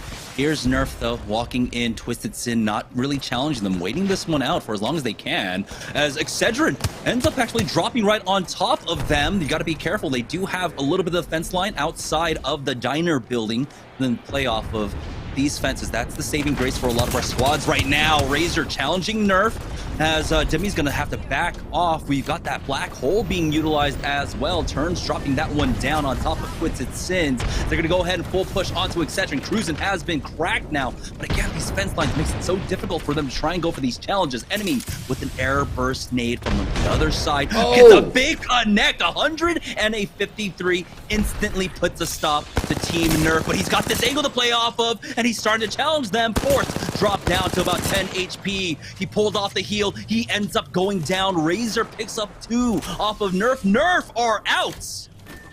Nerf had no idea what hit him. It was the God nade from Enemy, and then he's hitting shots across the map with the wingman. Are you kidding me, Enemy? Can you be playing any better right now? The battery is going to come through.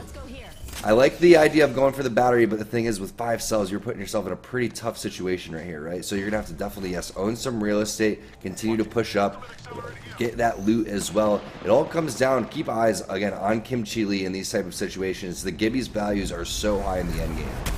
Oh, Lux decides to go ahead and Q port his team on in. He needs to get back through that fort right now. Bursty uses that Q to back away as the damage is traded. Razor now has that bubble early on. This could be the punishment as Twisted Sin makes the full push onto Razor. Now Excedrin looking for the third party. Enemy steals away that kill onto Fearing Live. And now Razor just down to 2. Twisted Sin, have they been able to recover? Not quite yet as they're healing up. A defensive bombardment has been tossed down. Excedrin, knowing that they have that man advantage at the very least up against Razor, are going to slow things down. The final ring closing. It's left to a 3v2v2. I got my faith in Excedrin right now. Just look at the shots and how they're connecting. Twisted Sin is going to go down. Now we're down to another 3v2, and it's going to be Razor. They're already on the ropes. The way Cruisin is playing on this Ashe, unbelievable. Enemy with the wingman shots across the map, the nades to take down Nerf as well, and then Kimchi Lee on this Gibraltar has just been putting in some serious work.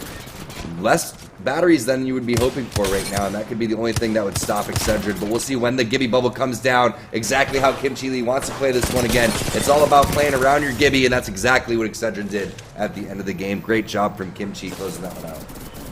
Great finish there for Excedrin, finally getting the win. Remember, they came in second place, I believe, in game number 1. Game number 2, they ended up going down around 5th or 6th place. So getting a well-deserved victory here just before our swap-off. And it was honestly every player on Excedrin that came up with big plays in these final fights. It really was perfectly executed. The way that Cruisin was able to get Nerf out of there on over towards the side, plus they were able to utilize the loot, the shot through the crack right there, and then just the icing on the cherry on the top right there was just Kimchi with the perfect placement of the bubble when they needed to go and push through. And he's like, all right guys, if no one else is going to do it, I'm going to do it. Let's go and own this state in this real estate and go and take the space away from Razor. Like you said, Jamerson, all 3 players coming together, and Excedrin's looking like they're going to win some more games on Stormboard if they keep playing like that.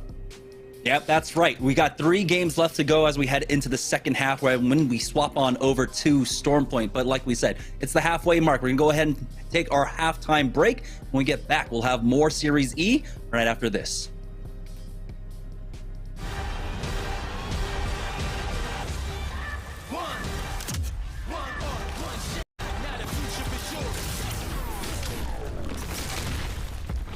Versus coming daily under pressure. Working on the plot and the scheme. The true side trademark is at the edge of your dreams. Yeah. One shot, now the future is yours.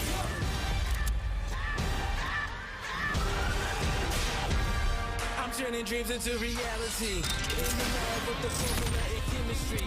The memories spark and motivate and make the industry shake. Put the balls in the place. I'm talking one chance that was so close for the goal. It's one shot, now the future is yours. Go!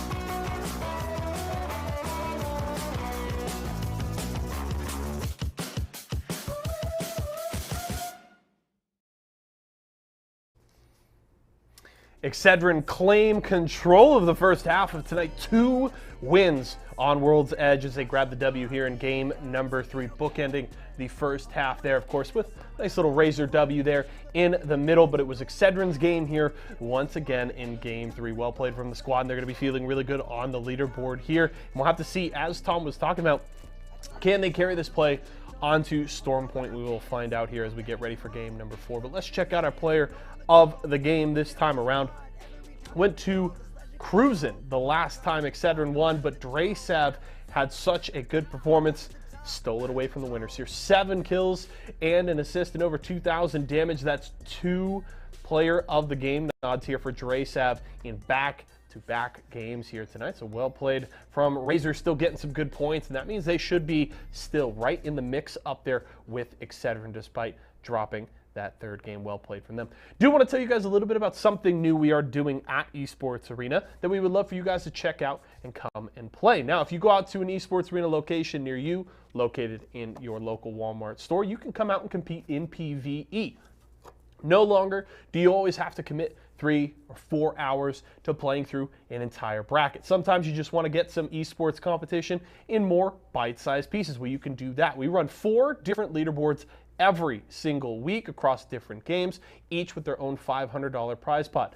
Come in, purchase tokens that you use to enter in the different leaderboards, and you put up your best scores in those titles throughout the week. Competition runs from Wednesday all the way through Sunday, and you can keep coming back in to compete all throughout the week. Keep an eye, of course, on our live stream on YouTube that keeps track of those leaderboards all throughout the week, and come out and compete in PvE today. We're going to take a look right now at a player here in the studio competing in one of the modes you can play in this weekend. Control is back in Apex Legends, and you can go out and compete and try and put up your best scores. Got to make sure those binds, that FOV, the sense is just right, but we're in the game. So you can go in and compete and try and put up your top kill score in Control this weekend. This will be one of the leaderboards you can compete in. Along with Mario Kart, there is Super Smash Bros. Ultimate Home Run Derby, as well as the Halo Infinite Training Mode. So again, each leaderboard with their own $500 prize pot. And all you got to do, come in, purchase some tokens, use the tokens to enter in the different leaderboards as you go, and just try and put up your best score. And you can keep entering to improve your scores all throughout the week. We'll have to see, can we get some early kills here. Nice little peek, good bit of damage there. Now we're at caustic treatment this time around for Control. Looking to clear out all these crypto drones everywhere. We don't need more crypto in Apex. I think we can all agree on that one. Good beam, and that's going to be 1 kill on the board here. Looking to hunt for more. Good control of caustic treatment here. Trying to get a hold of this B point. Just trying to hunt down these enemy players. And you do have to remember, for Control this weekend, it's all about kills. It's not about the wins or the points. Overall, you're trying to just get as many frags as you possibly can, and that will be your score for Control this weekend. Now, if you want to find an esports arena near you, use !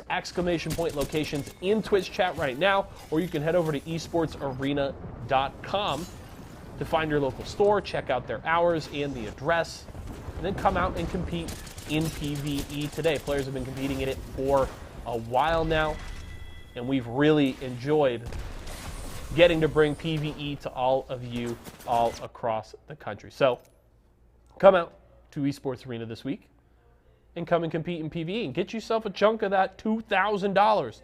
$500 prize pot for each of those 4 leaderboards. Come get a chunk of that cash. We got other awesome prizes as well. So we would love to see you come out and compete in PvE today. Now, first half in the books. Excedrin feeling good after that win. We'll have to see what they can do in game number 4. Right now, we're going to a quick break, but when we come back, Series Z Apex Legends continues, so don't go far.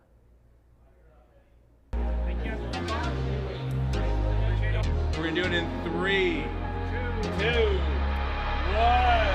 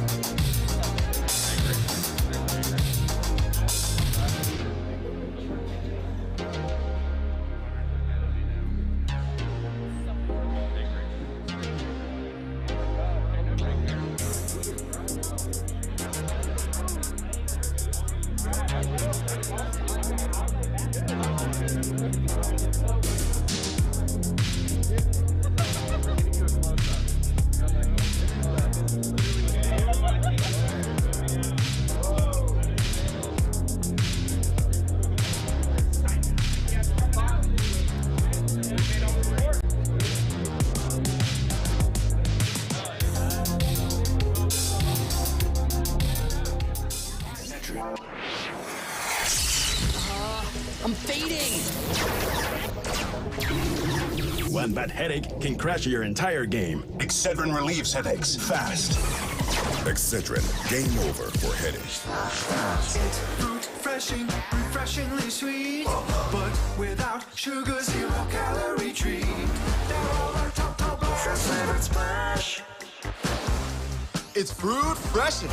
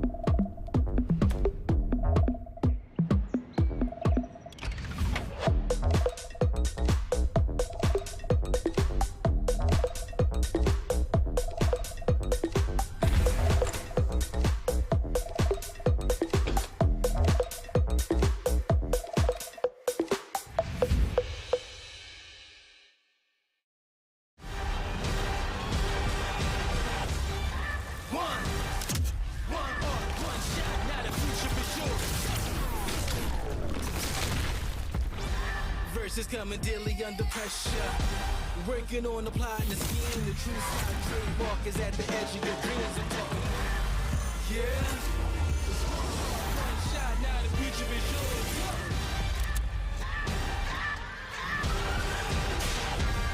I'm turning dreams into reality. In the lab with the formula and chemistry. Your memories spark and motivate and make the industry shake. Put the bars in the breaks. I'm talking one chance that was so good for the go. It's one shot, now the future is yours. Let's go.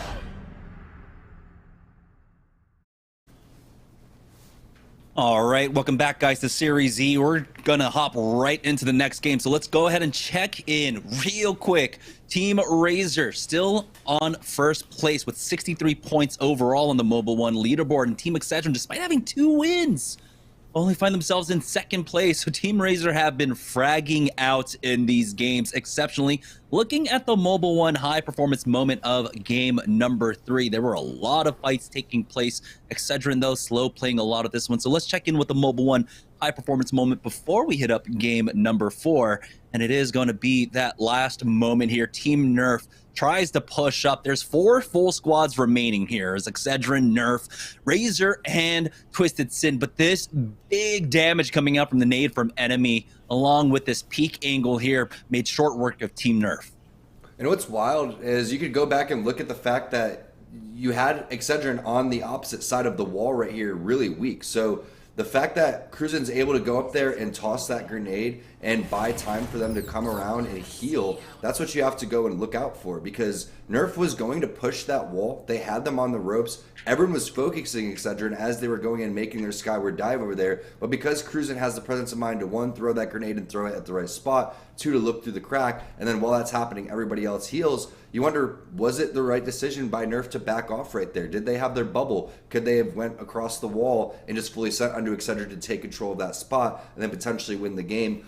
Don't really know, because that's not the way things went down. But there was a lot of different plays that Cruisin made right there that ended up giving the dub on over to Excedrin. Yeah, massive, basically game-winning play coming out from Cruisin. Let's go ahead and hop into game number 4. Like I said, we're hopping right into the second half, joining on board with Excedrin for the 3rd time today. 2 wins so far, but they're not in first place. So they're going to have Mills along with Cenote Cave, it looks like. Big split coming out from Excedrin here, and I guess that's kind of what we can expect. I mean, there were so many POIs that were left open when we were on World's Edge, and it looks like it's going to be a very similar case when we drop over here. Razor finding themselves in a 3v3 already. Did you see Kimchi lead with the good old purple armor hack that you get when you're inside of the dropship? He gets it before anybody else, and then he pings another one right when he gets on the ground. Kimchi, I know that trick too. As Razor, this is the only opportunity for other teams to catch back, because if they are 50-50ing over there, that's what you want to see in the kill feed if they are to lose this fight and you are trying to beat Team Excedrin and catch up on over towards them. But Devotion early for Bursty. Very, very strong early game weapon. You can see 44 in that clip with the blue mag, Eva 8 in the back pocket. Right now it seems they're interested on backing off though. And gold extended heavy too, so decent loot, bad armors overall. But I like the idea from Razor. What do you think, Jamerson? It's too risky to take a 50-50 when you're in first place. It looked less like a 50-50 and actually more like a 33-33-33. I think there were 3 teams actually involved in that drop. And so, yeah, backing away was absolutely correct. You can see Fearing is actually completely by himself right now as a full 3-man is about to push him here. So Razor need to somehow reconnect with him. But it looks like inside a command center, those 2 teams are a bit more preoccupied with themselves, actually running out, and Fearing actually makes it out alive. Magically. Look at how free some of these POIs are, though. You can see Cascade is pretty free for anyone to go and rotate in. Antenna was untouched as well. That's got to be something that someone looks at in going into game number 5 and saying, hey, is this an opportunity for us to go there? Because look at all the teams on the east side. There's 4 teams that are going to make the way over through Stormcatcher. Really, if your team nerf, you're going to love that, because if everyone continues to fight right there, that may be some free third partying in the kill feed, though. Everyone's starting to pop off. You can see Locks going to be able to get a couple of knocks. And if I'm not mistaken, is Locks from, yeah, that's your team, the Snowmen. Locks was coming through on that fight on the Lava Fissures side now, and now he's coming through in Stormpoint with some kills with his boy Frosty.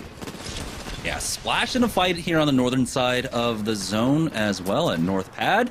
And they are closing the distance. Casellos is sticking to his guns or sticking to his fences, still rocking that Watson.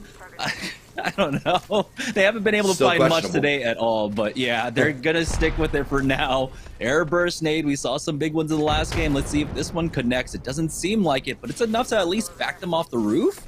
So he'll be able to control this elevator shaft at the very least. He heard us and he's like, hey, you want to see how useful Watson is? Look at these walls, look at this pylon is set down. There they go, going for the infiltrate. Did he get the stick onto that one? He does at least do some damage there and gets the knock on to 1 with the help of Yusaki. Now it's down to a 3v2 for Nestle. Splash. All right, Casellas, come on. Camera's on you. There we go. Gets the knock and the fadeaway with the help of Yusa, finishing off Team CSG. Why not put some more fences down, Casellas? I mean, come on, you have 3 more. maybe a fence in the side of a W for the way that they were able to take the dub in that fight. But you know, the zoning was pretty smart, right? Anytime that someone is going to throw a grenade down the elevator, that's the most common play that someone will do right there, and you want to be able to come up there, toss the grenade, get back down over there, and know that you're safe. I really like the way that he was able to use the fences and utility right there. Is maybe useless as it may be in the long run, but hopefully Casellas can get some things going. I would love to see Splash put up some major points, especially with an unorthodox composition, and we've seen that be successful in the past with some other teams. So not going to knock it until you try it quite yet. They do have some good points to begin this one, but Benchwarmers trying to pick up some points as well. It's the R9 car controller combo if I've ever seen one, but it looks like Cooks is Thuman right now and definitely trying to lock down the rest of these players. I like the bubble coming in from Red Ranger, but there hasn't been enough damage quite yet, and that's Revenge Tour looking really healthy. Man, this is one of the first fights that we had at the beginning of the day, and now it's going to break out once more. Quick team fight win for Revenge Tour. Like you said, multiple teams coming from the northeast side of the map right now. As Revenge Tour just trying to hold their ground. This Valkyrie team is going to go ahead and bypass them completely, just run on past. So Revenge Tour, let's see how aggressive they want to actually get. No damage going down, unfortunately. Finally tags them with the wingman, but they do not do enough to try and chase after them. So Revenge Tour are just happy with the loot, with the KP that they were able to pick up in this fight, and they're playing basically right off the edge. So they'll be safe here for some time. Let's join on board with other squads. I mean, we're also talking about the drops. Cenote Cave was one that was open. We saw Excedrin being able to get that one for free. Antenna, like you mentioned as well, that left Vizio able to rotate through and get some free loot. And oh my god, Dimmy! Oh, Nerf have been so good on these team fires. Their accuracy has been absolutely insane now. No chance for Uvu Green to recover their third, and they're just gonna bounce. I would love to see Nerf Skyward dive too and just chase these guys. Just go for it, might as well. Instead, they're going to go for the cleanup there on the ground. Stalin wasn't even interested in putting his knockdown shield up. That's how salty he was that everyone decided that they were going to leave him. But it was the right decision. I mean, you overpeak against Nerf and you're going to end up absolutely getting clapped today. They are not messing around. What's so funny is, well, not funny for Stalin, but how far they were. I mean, they were pretty far, 150 meters at least, all three on the low ground too, at a huge disadvantage. The only advantage they really had was the armor situation. So really nice play from Nerf, and no one's really getting away from them once they have them in their sights. All right, we do have a scan out. It is Vizio that's trying to push up onto this one.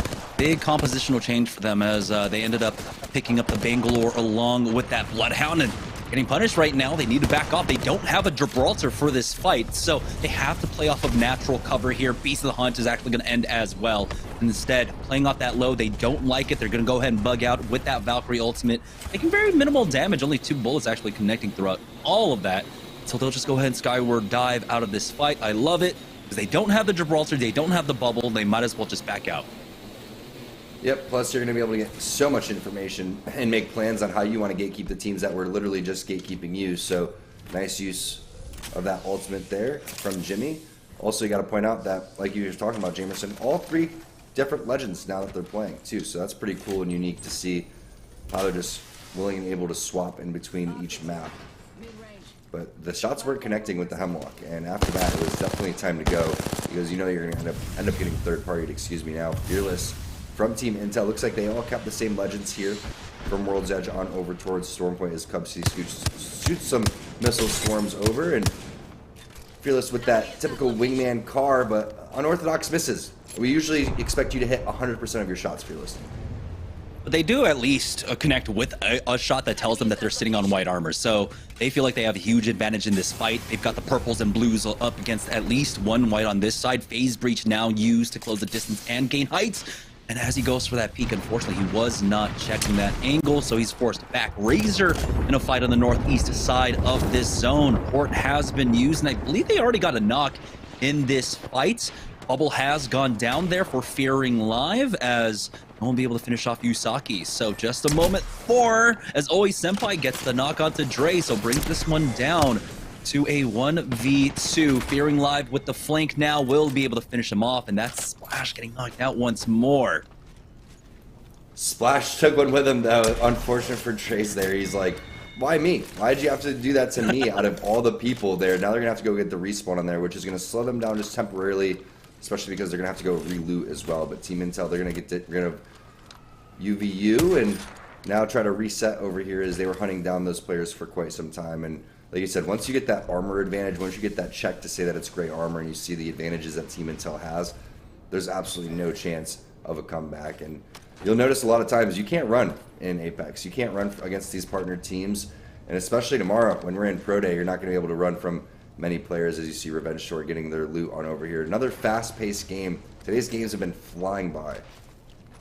Yeah, they're a little bit caught up in the loot. They actually missed out that a team went for a skyward dive just out to their northeast, and they're going to miss out on that info at the very least. Team Intel now on the eastern side moving up. Nathan Yule trying to rat this one out, and it looks like he was not spotted at all. So KWP might be the next victims in line for Team Intel to try and full send it on to, as it looks like they are looking for an entry. Take a look at this ring pull. Ends up going very heavily over towards that north pad side. And so it looks like it's going to be ending basically where our Team Excedrin currently are. They're in a fight right now, trying to hold their backs. Bubble out as a defensive bombardment comes out from that side. And now Kimchi Lee pushes the enemy bubble. There's the knock. And they'll be able to finish off the rejects, the +3 coming in for Team Excedrin. Love watching Kimchi Lee play Gibraltar, because a lot of times when you're watching a Gibraltar, they're a little bit slower on certain things. Kimchi's so fast with the way that he makes his decisions over here. You could tell so seasoned on this specific legend. All the bubbles are perfectly placed. Every single time he's going for the dome fights as well. He's just almost playing Gibraltar to a T here. And then you can see the res coming through. That could be, would that be Dre's at this point of the time? I'm not quite sure if this is the vicinity where they were fighting in, but Excedrin's going to collapse.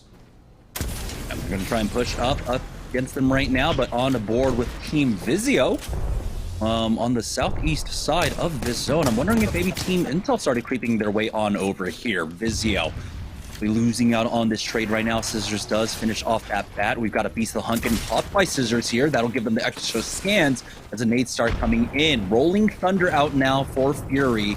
It's not as immediate, it's not as fast as a defensive bombardment, but it's very well served that same purpose. Clear out your roof, make this fight a little bit easier to fight inside of. The scans come out, and it looks like that team is just trying to wait out the time of this Beast of the Hunt here as they push out. Now they get the knock on to Moody. It is going to be Team Intel on the other side of this one. Vizio, can they finish them off? Their HP bars are low as they get pushed. Kupski's the next one to fall. Fearless is the only one left, and he will go down. Team Intel end up losing out in a full 3v3 versus Vizio. Unfortunate there, and it wasn't as close as you would hope for Team Intel. Vizio didn't even get one player knocked. They did take some flesh damage, but the fact that Jimmy is able to stay up here and not have to heal with a battery, can hit cells slowly, plus not take any flesh damage, means they can continue to loot up, check for the third party, and decide how they want to go about their business here. They could easily foot it into this next zone. You also have the beacon right on the edge here, so you could go hit the scan and then skyward dive to get somewhere a little bit more susceptible to being into the middle. But I love the way that they were able to fight right there. I mean, you're seeing great patience come out there, like you were talking about. The Rolling Thunder forced the fight to the advantages that they wanted to, and then everyone going and leading with their weapons instead of throwing grenades is a big key as well. You have to remember with how the Rolling Thunder works, you have like tiers of pushing, right? When that first wave hits and then the second wave hits right behind it and third, that allows you to creep up while your opposing side isn't able to make that same kind of movement. So it was great timing out with that push on that. Fearing live spots out what has to be Excedrin playing on that low. So Team Razor here on the eastern side, they just have to worry about their back. A lot of teams are coming in from the southeast side. On the southwest side, though, it's Team Nerf. They've already got a man advantage in this fight. They got a crack as well with that nade. Turns is just going to take this moment to finish off Chunks. Now it's down to a 2v3 with the bubble already being used as well from this squad. Team Nerf gonna be able to push in now for free here, challenging that door. Wondering where the rest of Nerf is. It looks like it's just Turns picking apart this squad. Yeah, it's like when you're playing Pathfinder and you're wondering where the rest of your team is, but he's able to hit these slides so perfectly and use that passive from Horizon plus the grab whip that he's just a little bit faster than the rest of his teammates. And you can see Turns is not messing around today. Great tracking on the players from down below, and now this 2v3 is going to be over with before it even happened. High Peak Esports, they're going to be going out in 11th place. Nerf is looking so darn good today. Going to go with the Phoenix kit instead, so taking his sweet time. They're not worried about the third party, as they've cleared out that entire area right there. We'll see what Nerf's going to be able to do with 10 squads remaining. But I love the way that Turns is playing. You can see he's playing extremely aggressive and confident with it. Looks like Vizio about to get into another engagement here. Throughout all this, Razor have been fighting the Snowmen. It's, I believe, down to a 1v1 in that fight. They were able to get Dre back into the game, but ultimately the Snowmen win out. Razor going down early here, top 10 with only about 3 kills. They pick up about 4 points, but the third party comes out from Excedrin as well to finish off Frosty. So unfortunate there. It looks like Excedrin might be able to now take away the lead from Team Razor. Vizio still have a chance here. We'll see if they can maybe put a stop to Team Excedrin, who've been doing amazingly well today so far. Remember, Dre's was the one that had to get res, so the fact that he probably didn't have the loot that they were looking for, maybe the timing was a little bit off, all that really comes into play. So you got to give credit to the enemy team for being able to take that fight to the team that's sitting in first place right now in our leaderboard today. But this is a Vizio special, putting themselves in a great position towards the tail end of the game. Usually they have Loba in these type of situations, but the loot's still looking really good as we see what Excedrin's doing on the other side. Excedrin's been so strong today, especially Kimchi on the Gibraltar, and they're going to get gifted with a drop over here too. So maybe it would be a Kraber in there for our boy Cruisin', as they're going to go and check this one here very shortly. You can see another team is interested in this package, but there's no way anyone's going to get even close to Excedrin. Oh, Kimchi Lee gets that first knock. 301 in Gibraltar's hands, going to be absolutely punishing here. They're about to take out this Ashe. There we go. KWP losing out on 2. Only 1 player remaining, but enemy ends up falling here. Oh no, we'll see Excedrin now. They've got to be careful. We know that there's one team to their north. That's going to be Team Vizio looking to try and punish. So maybe they need to focus just on the reset instead of going for that final kill. Jimmy ends up finishing off Hellos there of Team KWP. Excedrin need to reset here before anyone else pushes. And it looks like they will be afforded that time. One thing, Tom, I do want to note, though, was that Vizio, they started blind pinging where they want to go. You were talking about, like, it was a great spot, and they did have a great spot, but it was just excellent map knowledge coming out from them throughout all of that. It looks like we do have an issue, unfortunately, with the game. Don't know exactly what's going on. So we're going to figure that out in just a moment. But speaking towards Vizio, it's not just about the macro calls, but it also just comes down to just individual knowledge of the game, of the maps. Before they started skyward diving, they started pinging the position that they wanted. They knew that there was coverage there. It was absolutely beautiful for them. It looks like we are going to go ahead and take a break. Unfortunately, there's an issue with the server. So we're going to figure that out. And when we get back, we'll get right back into things. So don't go anywhere, guys. We'll be right back.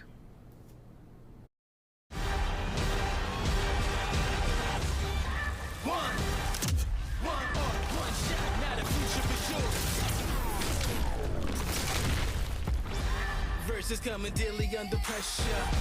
Working on the plot and the scheme. The true side trademark is at the edge of your dreams. Yeah. One shot, now the future is yours.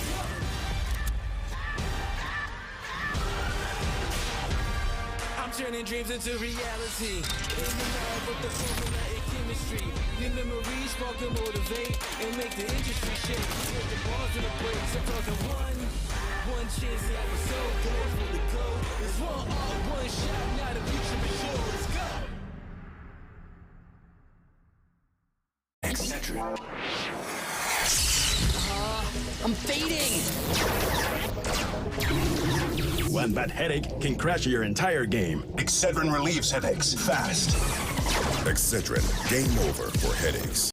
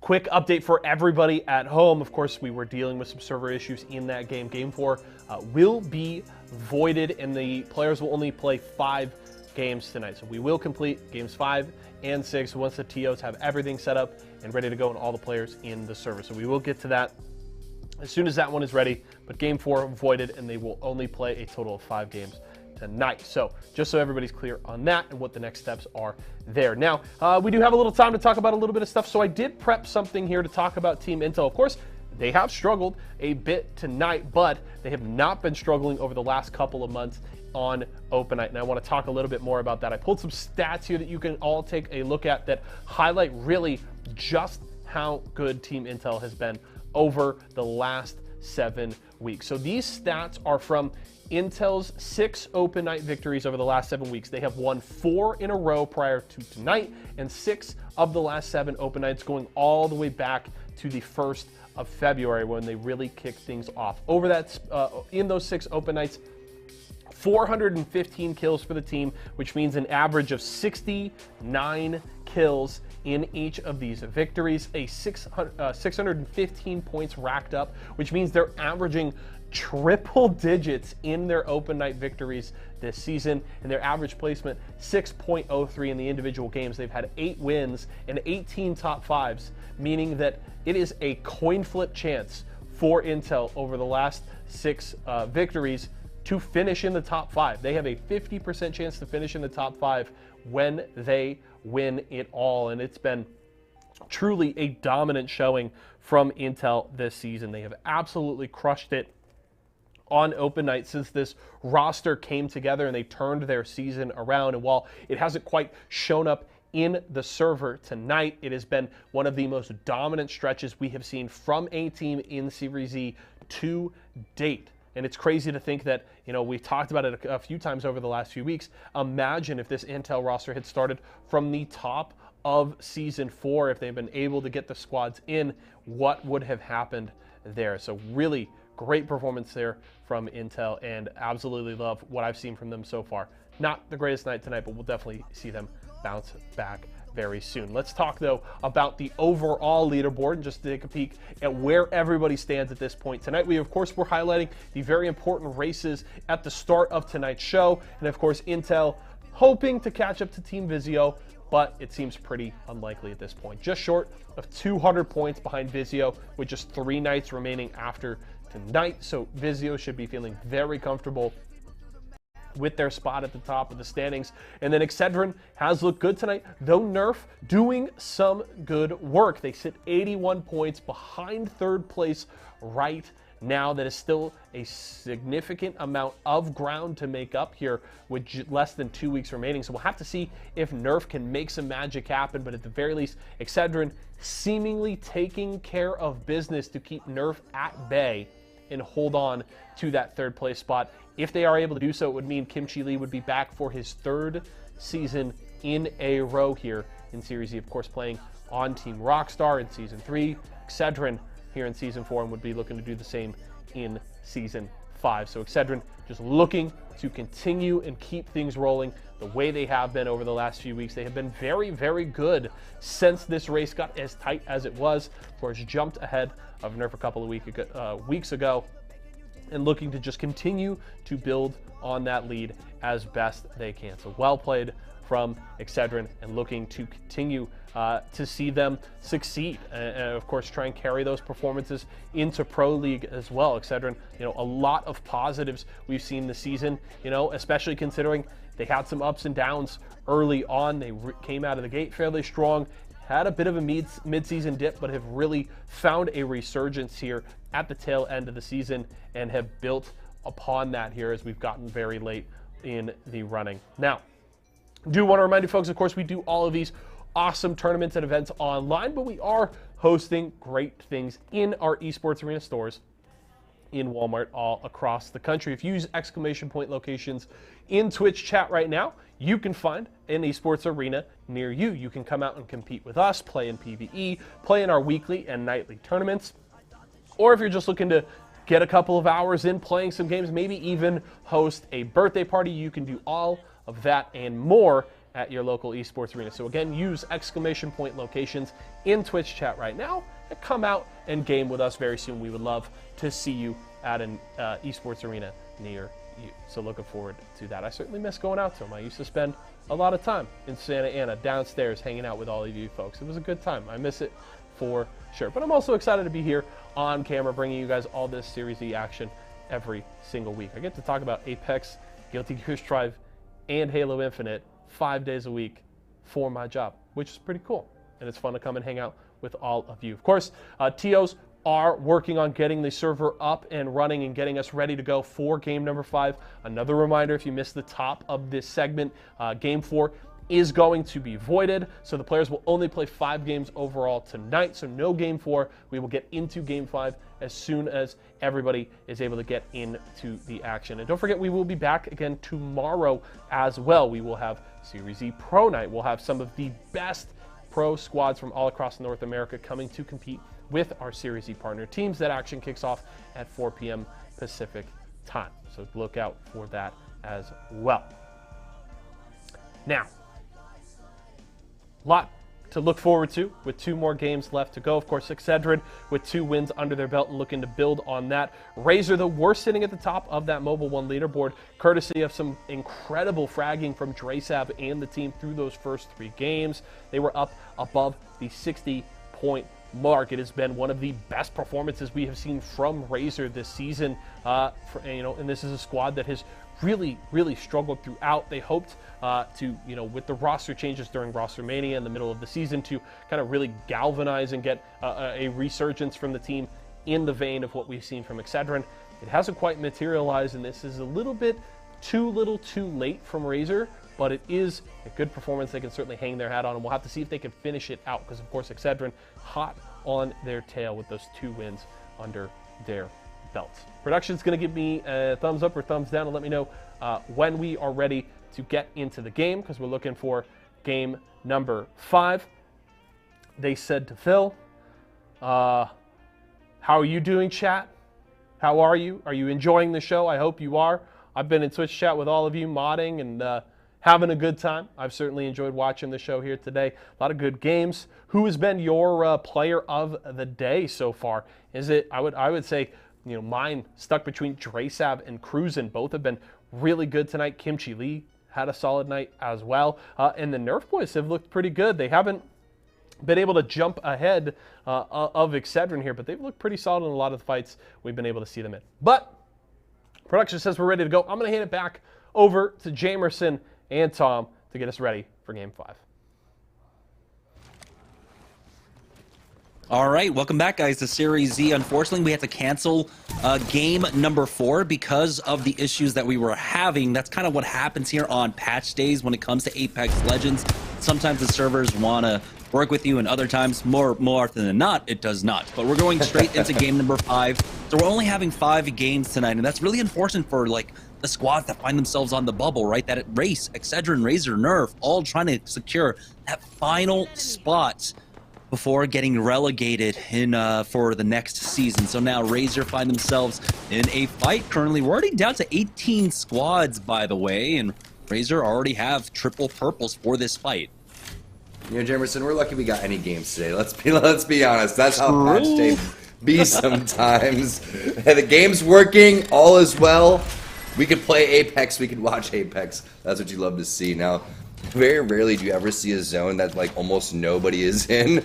Okay, that's a lot of free real estate for any teams, especially that want to rotate over towards that southern east side. I'm looking at you, Nerf. Nerf's already looking like they're going to get into a fight, but multiple fights are taking place. Like you said, Jamerson, we're into this one already just to test the quality of the game and make sure it was good for all the players and everybody else watching. And Scissors is looking crispy with the EVA 8. The thing still does work. Yeah, he's only got a purple bolt on it, but that still thing fires like a machine gun here. Team Vizio able to pick up a number of kills now, and this is the important thing to note, is just that you were talking about it, right? They're so close to center zone, but they're still going to try and find these fights on the edges. They didn't have to go that far, I believe. They dropped basically over at Jurassic Park, not too far away from antennas. So right now they're on the hunt. They're trying to keep that lead that they have over Team Intel, and I think with Team Intel kind of faltering tonight, I don't think there's a chance for them really to come back and try and steal away that first place position from Team Vizio in the overall leaderboard. Yeah, and they've been playing so much Apex. It's crazy to see how consistent they've been in general. Talking about Vizio, also talking about Team Intel. So it's not that surprising that the pace can't be really kept up. But this fight, not looking good for Benchform. As you can see, the shots really having to land for Magic, and he's able to do so. 4 or 5 wingman shots in a row. But the third party from behind, the Heartbreaker for Magic Benchwarmers, are going to be eliminated. He almost pulled it off. Yeah, so close, but you can see how you're affected by everything coming in, and the third party ultimately as well. As the scan goes down, Scissors knows exactly where this last player is headed on board with Team Razor now. They go ahead and push into that fight. They do get scanned up by that Bloodhound, but that's just going to be a momentary pause for them. They regroup, actually, backing away from this one, so it's got to be a third party that they're worried about as they go for that full reset despite having the advantage in the fight. Now it looks like Nerf ends up finding some kills of their own right now. Those are the big three teams that we're looking at. We're looking at Razor, we're looking at Nerf, and Excedrin. Razor, unfortunately for like Razor and Nerf, they have to push the issue. They have to play in a very aggressive style because they need to catch up to Team Excedrin. No doubt about it. And I can't wait to, after this game, get a little look at the cumulative leaderboard, because with so little days left to play, all of these points really starting to add up. And that's the point that you brought up right when we got into this game, Jamerson, how the teams that are really struggling for points need as many games and as many points as they possibly can get. So a little bit unlucky on their side, but maybe an opportunity here in game number 5 to come back strong, especially if you didn't have the greatest performance in game number 4. Twisted Sin GG. Looks like they are making the move on the outskirts, but also playing fairly safe, right? They don't 14 squads are left. They don't have much ammo over here, so it's time to find some loot on the way. Hopefully they can get some, because that's only 1 or 2 separate fights that you're going to be able to take, as Vizio is now down to one of our open teams too. I'm not quite sure which team this is, but they got Vizio on the ropes. I believe it's a 1v2 here. Fury does have the Rampage all ramped up as well. He's got to fight for that high ground now. You try and stick this res. He does have the smokes out. Let's see if maybe there's a scan on the other side. There's the push out from Revenge Tour. Big 80 hit. I don't know if that was onto the downed body. Might have been. This is about to get that crack, and that is Team Vizio going down to Revenge Tour. So maybe there's still a shot for Team Intel here, but it's only 2 games left to go. They need massive gains to catch up on the Mobile 1 leaderboard. Revenge Tour is having themselves a game. You can see the amount of kills that they already have. I mean, not a ton of damage there for Logan, but I'll take the 3 kills, 2 assists in any type of scenario here in Series Z, especially with so many squads remaining. So a possible big game for them. We'll see if they can keep up the pace as Team Nerf now still continuing to loot with a really solid setup here. I mean, 30-30 with the 3x. This has kind of been the reason why they've been able to get these 3-2-1s, Jamerson, because they've had the 30-30s, and these wingman shots have been connecting really, really well, as you see Forrest taking the shots across the map now. Those ones don't connect because I gave him the Caster's Curse, but we'll see what Team Razor's up to.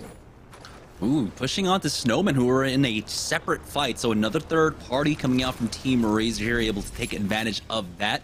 That's UVU Green going down to Nestle Splash, who have not had the greatest of nights so far themselves, and they're a team on the bottom half that need to catch up here. It's ring number 1, by the way, so Razor are going to be fine to just loot up here. We're already down to half the lobby at this point. Well, 11 squads, 29 players, so it's been an action-packed first round here on Storm Point. Now, Razor, are they going to be able to find more? Well, Nestle Splash, Stu, nice fadeaway here coming out from Splash. So it looks like Slowkin's the first one to go down. It's a 2v3, another big hit from Casellos, but he will fall. We'll see if another partner team ends up going down to this squad, but it looks like it's going to be all Nestle Splash knocking out Revenge Tour, and the res comes out to get Casellos back up. If I'm Casellos, I'm screaming, where is everybody? Because the dude's doing 360 Mountain Dew gens on the ground over there. 360 splash gens, excuse me. But it was really impressive to watch how he's hitting these PK flicks, and there was nobody else there to help. I mean, Senpai's afraid of the defensive bombardment that was going down. There's no reason to do that because they have the generator there. They also had the enemy bubble they could have played around. That could have been bad if there was another team that ends up pushing behind. But either way, Splash is going to be able to take that one down and get the kills to boot. But I love the way Casellos was playing. Casellos is really on top of that bubble fight. Always Senpai learning how hard that Watson and Bangalore don't mesh that well. But yeah, he's gonna be perfectly fine. We do have Razor on a fight on the edges, as it looks like Team Intel about to run into that fight as well. So another opportunity for Razor to come in for a third party on this fight. Looks like they were prepping to go for a launch, but they know that the fight is happening, and so they're starting to make their advance now. You're going to see Team Intel have to be immaculate on this fight, but even then, Razor, Nerf, they've been able to take advantage and come in for quick third parties. Here's Team Intel's approach on the other side of this fight right now. They see the fire, and this might be free for them. It might leave them vulnerable now. It wasn't even a fight. They were just farming against the environment here, and now here comes the push out. Fearing Live ends up going down. Razor loses out on Fearing Live. Never mind, I thought they were just farming the ants there, but no. Razor were pushing that other squad, and now they're left in a 2v3 up against Team Intel here. Dre answers back, but it's now just Dre versus 2 members of Team Intel here. Mooney takes to the skies, and he gets the knock. And now, where is the rest of Team Razor? There's only one more member alive. Great job from Intel getting back into that one. Kupski looked like he was running away because they were afraid of the third party. Huge shots from Mooney with the wingman too, but somebody's got to help Fearless out, and it is going to be Mooney, as Kupski's going to need to heal with the meds. He's also taking some long-range shots out of the player that was knocked too, but amazing job from Fearless to hit that phase breach when he understood, hey, there's more people on top of this hill. We need to back off, and you can see them get back and get him back up almost immediately. So now Splash over here. Casellas, what do you got for us? There's the fences that we're all hoping for. Is it going to be enough to stop Nerf? It doesn't look like the fences are going to be doing absolutely anything in this type of situation. As Turns is going to go and hit that battery Dimmy with the wingman shots, and there goes Splash. They're going to be out of there. See, the problem is, unless you're actually set up with Watson and you're able to hit the gen and get all of your charges of the fences, it's so easy to push in. That's why Caustic's value is just so high right now compared to Watson. But I still like the plays, Casellas. I still like the plays. Yeah. Would you take 3? Would you take 3 barrels or 3 fences? Definitely 3 barrels every single day. I will say though, some of those fence positionings were kind of questionable. I'm not gonna lie. We're really covering many doors at all, if any. Warning. But here we are. Warning fences. Warning fences. Yeah, it's about showing presence, right? I mean, that's what we all learned from Watson meta. Make sure you show presence so that no one pushes you. But that was Nerf didn't care at all. They just end up pushing in. Now Team Intel still looking to, I think, just finish off the rest of Team Razor if they can find them here. Checking for any rats behind them. I mean, this is such an awkward game state. We're down to 8 squads, 18 players. It's just round number 2. I mean, this looks like ranked. I'll be completely honest. This looks like ranked where everyone's dead early on and then everyone's just ratting now until the last ring. And those are the games that I hate to play, because if you don't land and get your KP early, you are just wondering what is going on right now. And Intel's like, how are there 8 squads going on? I only have 2 assists. We're used to having 20 kills by now, as everyone's going to take on over towards the sky. And this is what you want to do, right? You know that it's been a fast-paced game. You're tired of sitting on the edge of the zone. At this point, if you get any ticks with that Valkyrie passive, you're just going to land on them and take the fight because you want KP.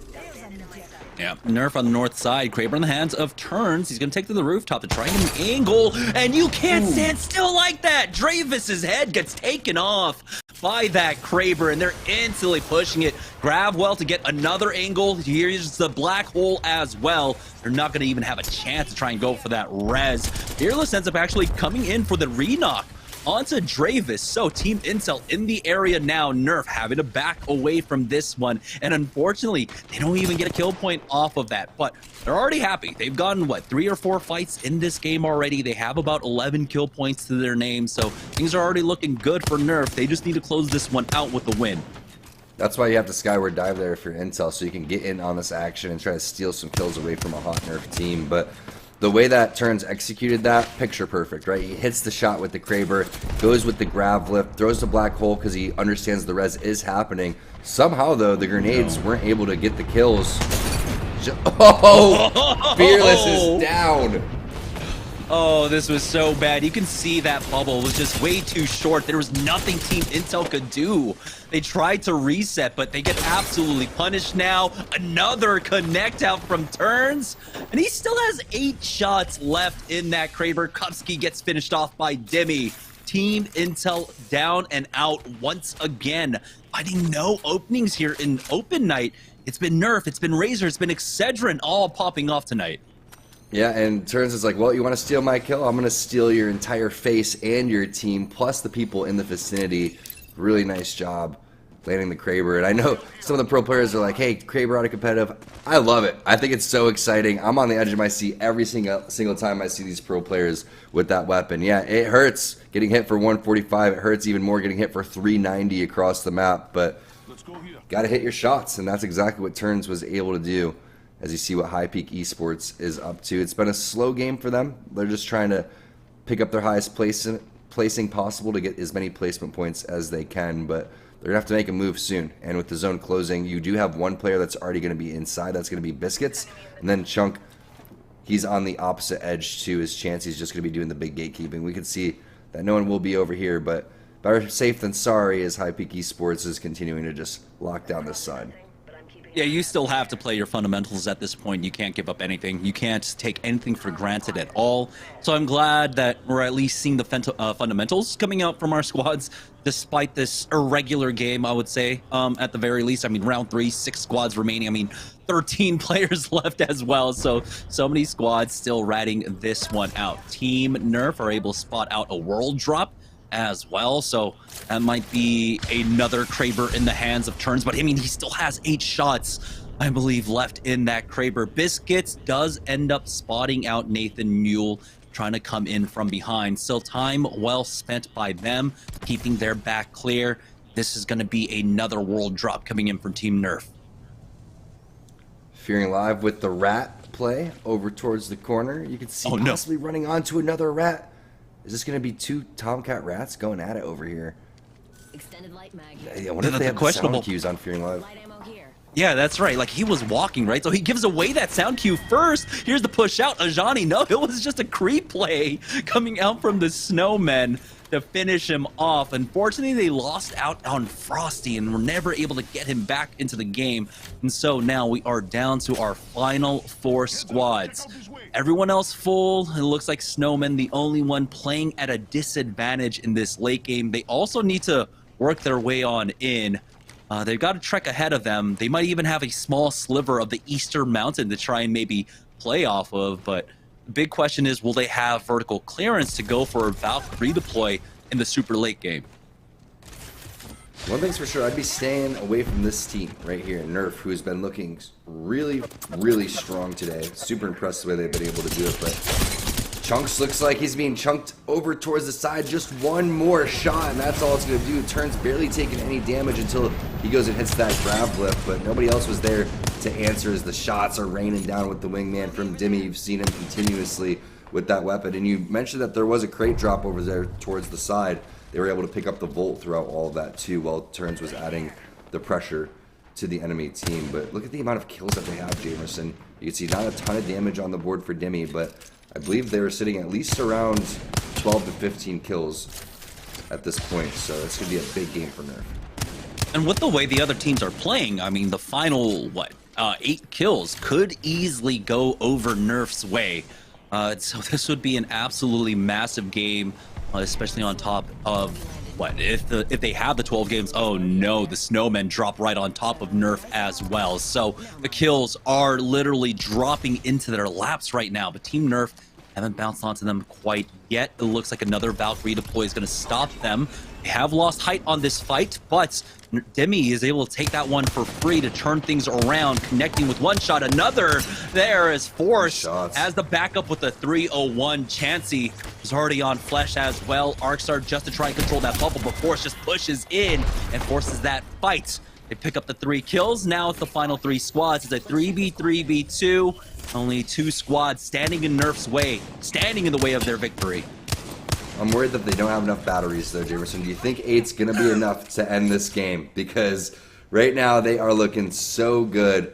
Like you mentioned in terms of the math, we still have the Rats over towards the side, aka the Snowmen, with their 2-man squad. But now the push is coming through, and Nerf has 2 open teams in front of them, and they may pick up all of that KP that you were hoping for.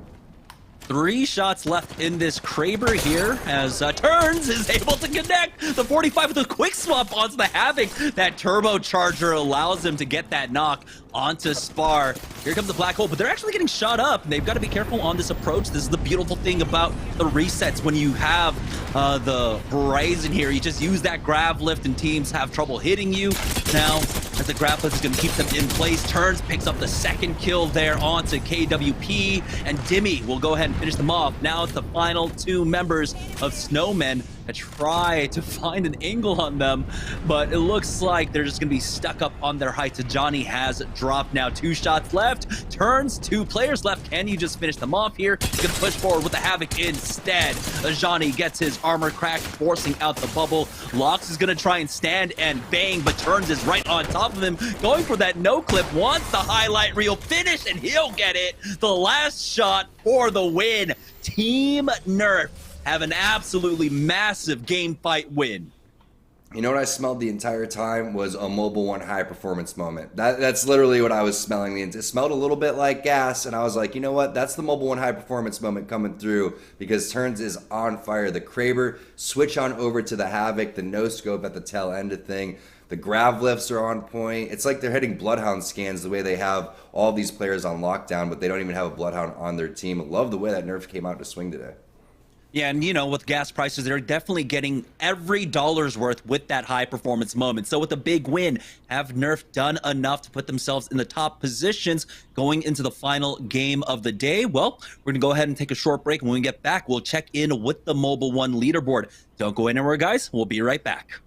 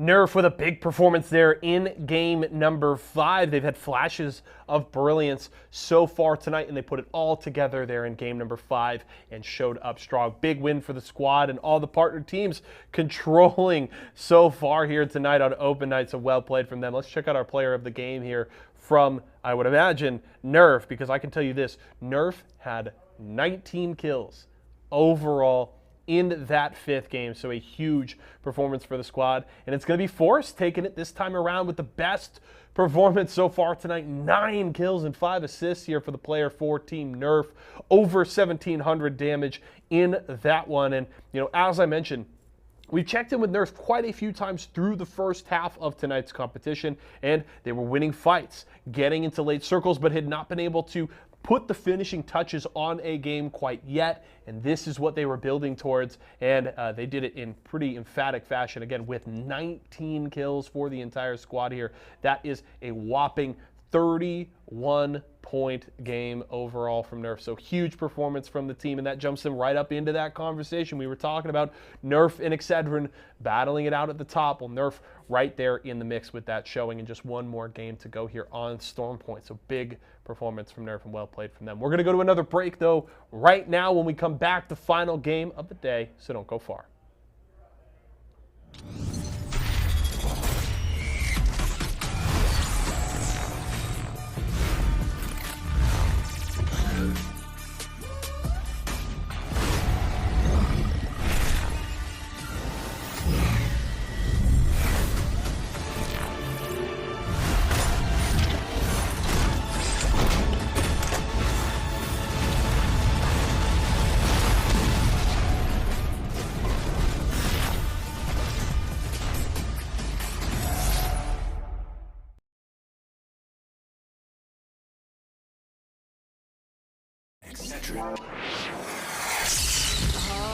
I'm fading!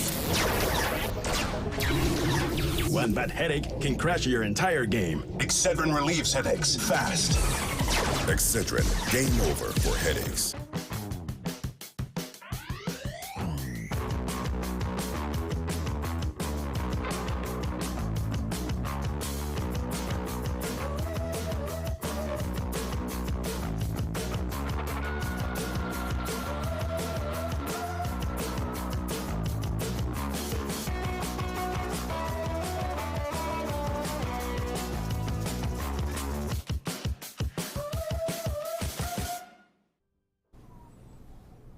You heard it there from Yeso. Nerf had a 31-point game with 19 kills in game number 5. And so I don't think there's any question about it. Let's go ahead and take a look at the Mobile One leaderboard. Nerf now in first place by 9 points. Team Razor find themselves finally dropped down to second place. Now things are starting to run out, basically come out of control for Team Excedrin there. They only have 57 points. They need to make up 22 points to try and catch up with Team Nerf. It's getting wild here in the finals days of season 4, and you know, it's crazy to see how Nerf is able to turn up in these final moments here, because we've been watching these teams since the beginning when they were introduced under Team Nerf, under these team partnered banners, and you would never think that Nerf would be at the point that they are now as a team. They started off extremely slow. They were looking like a possible relegation team. They hung out in the middle for quite some time, and now if they continue to play like this, they are really looking like a serious contender to not only make it into Series E for next season, but to be a top team, maybe a top 1 or 2 team if they can keep that pace up. Yeah, let's check in with the Mobile One high performance moment from that last game. And if it doesn't go to Team Nerf, I'd be extremely surprised. There it is.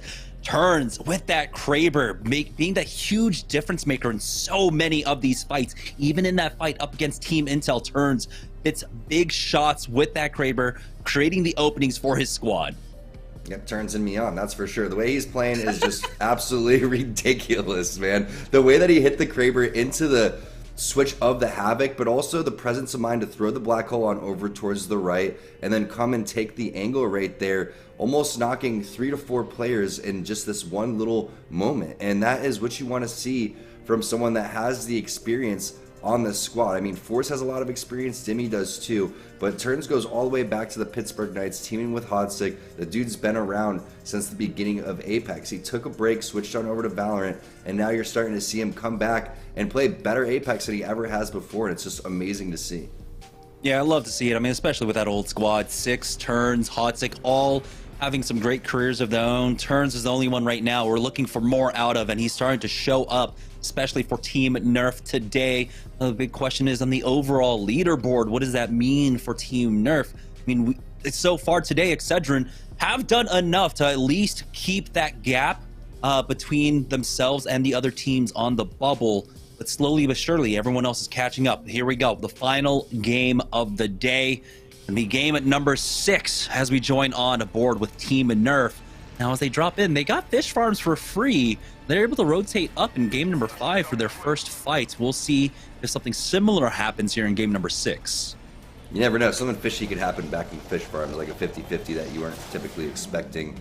But coming through, double medkits, blue armor coming through as well. The zone getting pulled over there. Okay, looking pretty good. Problem is, again, we talked about this in game number 1, so it's interesting to see this happening too here, where this has been so fast-paced and we've seen half the teams get eliminated in zone number 1 and 2. You basically don't even want to sit back here because none of the teams are going to be there. You have to push out and continue to push over towards that northwest side where you can see, or northeast side where you can see a lot of the congestion is happening for the teams that have been going over towards launch pads. So I like the way that Nerf's been playing. I hope that they continue to play aggressive and don't play passive here. Excuse me. Yeah, it looks like Razor are about to find themselves a fight over at Thunderwatch. We see Splash trying to take a fight over at Checkpoint. But taking a look at the ring, yeah, Southeast pull out Nerf. They just need to finish off strong. They don't even really need kills. If they could just get the win, that's basically game over for everyone else. And so they can slow play things. They can just mitigate the risks that they need to take to secure the win today. So this is looking like a very strong finish for Team Nerf. And it's also nice to see Horizon being utilized at this type of level. I feel like we've seen Horizon be played really well from the likes of G2. We've seen Zach Mazer do it too. But in terms of what I'm seeing individually right now as a single player on a typical Legend, I know it is open day and they're playing for a lot, so there's a lot on the line, but this is really high caliber Horizon play. The black holes are on point, everything's extremely timed well with the grab lifts. The only thing we haven't really seen, and it's been good for Nerf that they haven't had to deal with that, is the grab lifts being utilized during the defensive bombardments, and using that as a high ground area, almost as like as a second bubble to avoid that. But AOG, they're taking a fight. Fat Fruit Ninja, former Series E partnered player, now trying to get something going on with this new open squad. We'll see what he has in store with us with this R301 Gold Mag and Massive. Oh, they try to close the distance up against Team Razor here, but he's going to be forced back with that phase breach. Needs time for him and Disposable to try and hit up some cells. Unfortunately for them, only sitting on the white armors here. Here comes out the push, but Fearing Live might get punished. 128, the challenge instantly out. Never mind, it's a separate squad coming in for this one.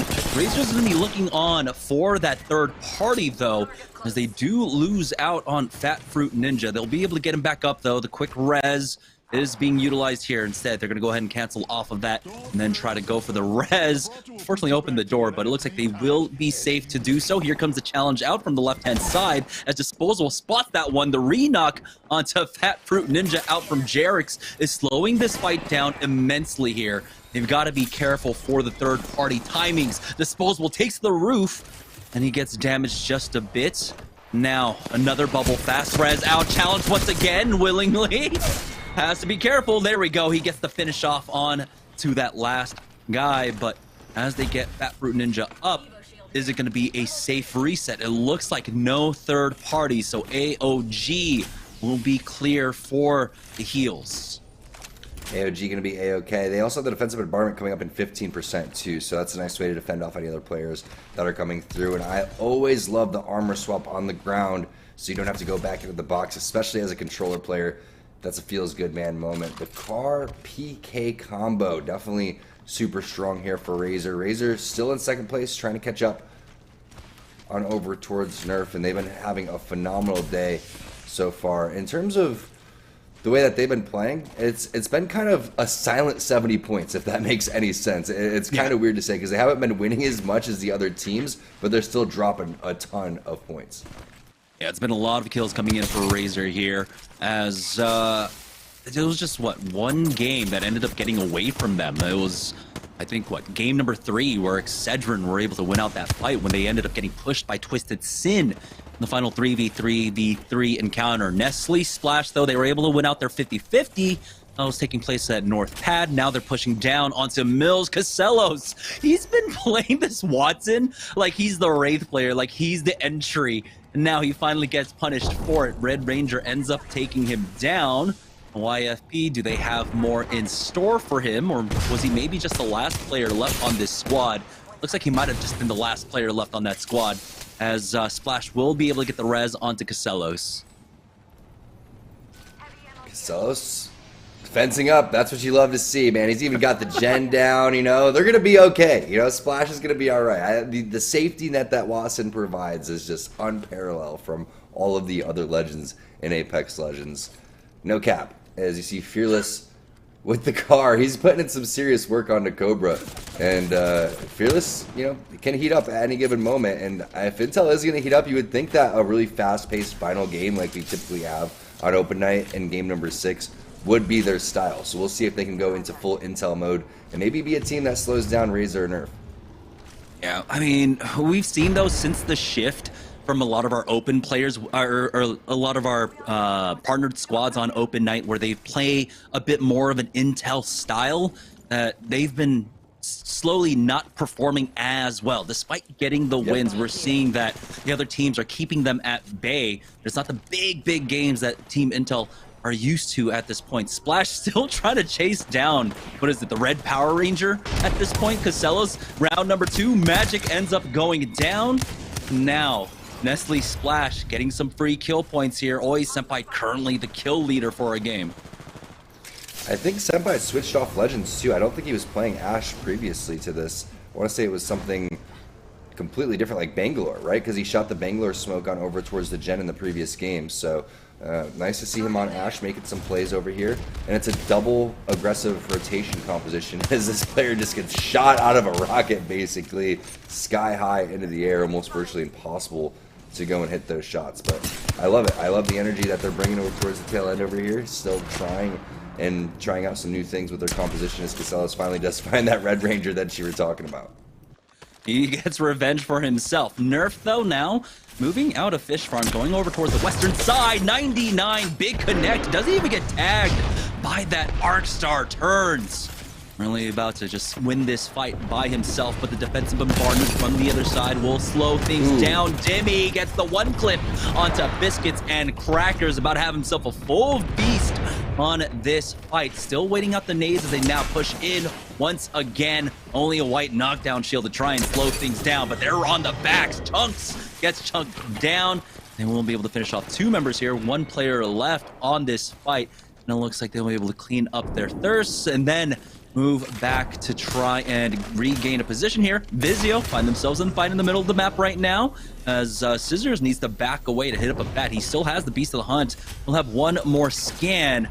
Fortunately, not in time to get that cooldown reset on it, as they're starting to throw in the nades, but Fury gets tagged big, buys enough time for that bat. Jimmy gets cracked this time, but Fury goes for that repeat, taking out Frosty of the Snowmen.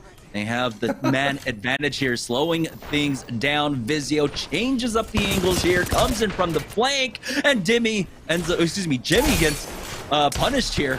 Still trading away with the Snowman at this point, but it looks like they should be able to win this one out. Fury goes for that last peek to take out the last player there. There we go. Vizio, it wasn't clean, but they get the job done.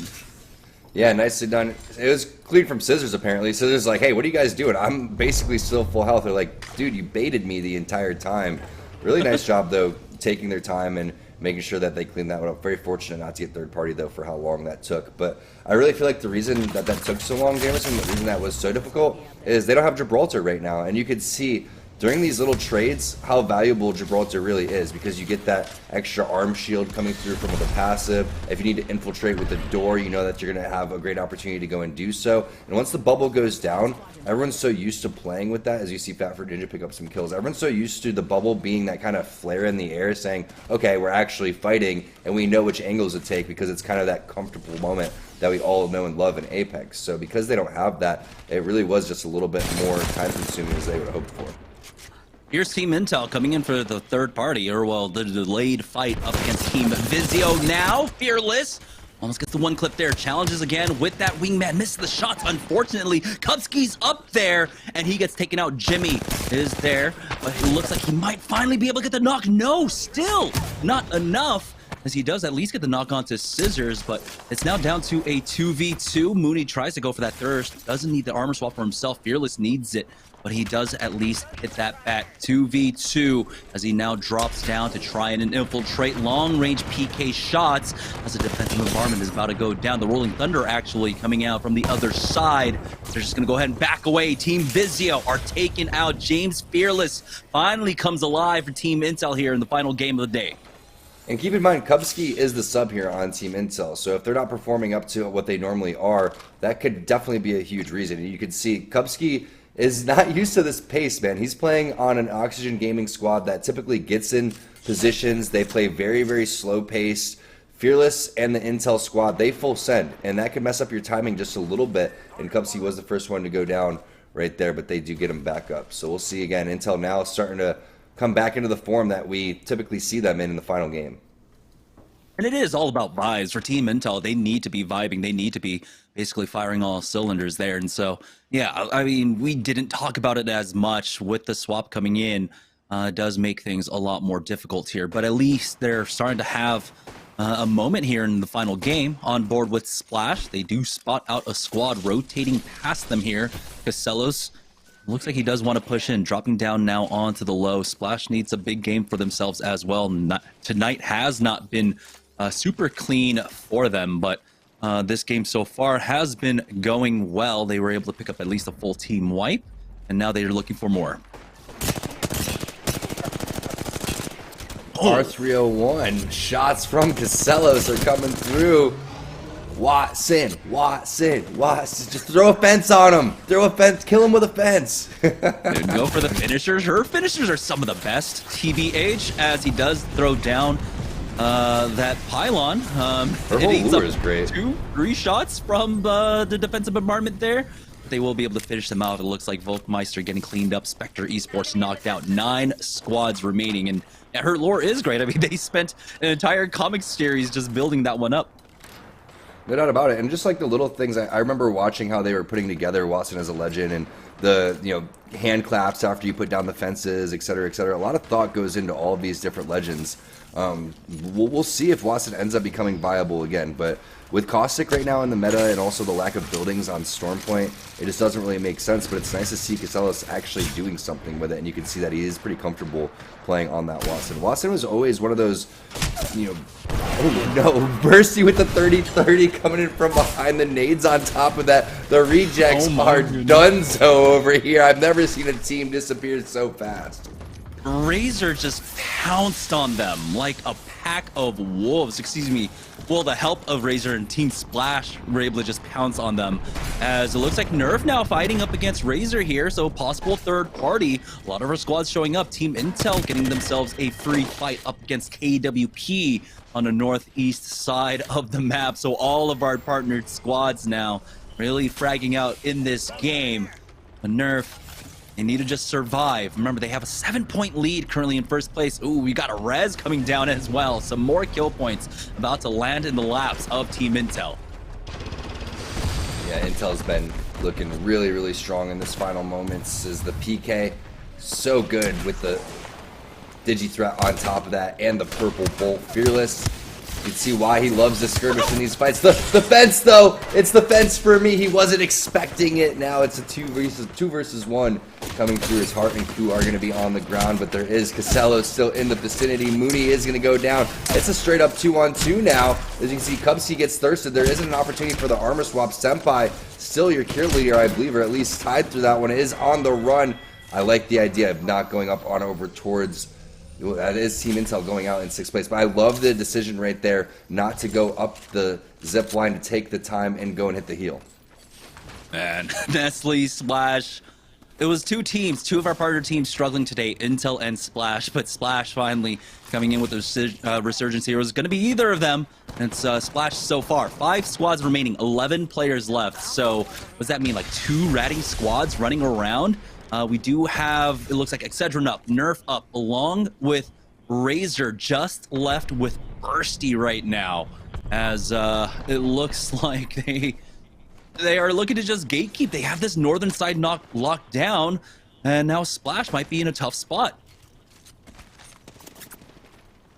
This is when we've seen Turns absolutely shine. And this is the first time we've seen him use the Scout today. I believe this is the second time we've seen the Scout overall, but it's always on point every single time. It doesn't fail, but a great counter phase breach all the way. They were all about to get black hold on from Turns, as now Turns is stuck getting shot in the back. But what heads up plays coming in from Splash, understanding that they needed to get out of dodge. A couple more shots, and all right, Turns, not the best shots we've ever seen. We'll go again next time. Yeah, I mean, he's used to the solo shot of the Kraber, right? Not the semi-auto of the G7 Scout there. Still, though, why is this love in the crate again? I love their thought process. You know, you realize that the team that's not running or that doesn't have the Gibraltar there, so you can just go ahead and try and throw whatever you can because something should stick. But yeah, that phase breach was absolutely massive to keep them in it right now. I'm still wondering what happened to Razor, if they're able to walk this one in. Looks like Bursty made his way to the south side of the zone. Looks like the two rats have actually found their way right on top of each other. Right now there you can see Gracious is down there, Bursty is down there. It's a 1v1. Nerf is going to get involved though, unfortunately, so these kills are about to go the way of Nerf. And that's going to make everybody else interested because they don't realize that these are both just rats that are going to get cleaned up very quickly.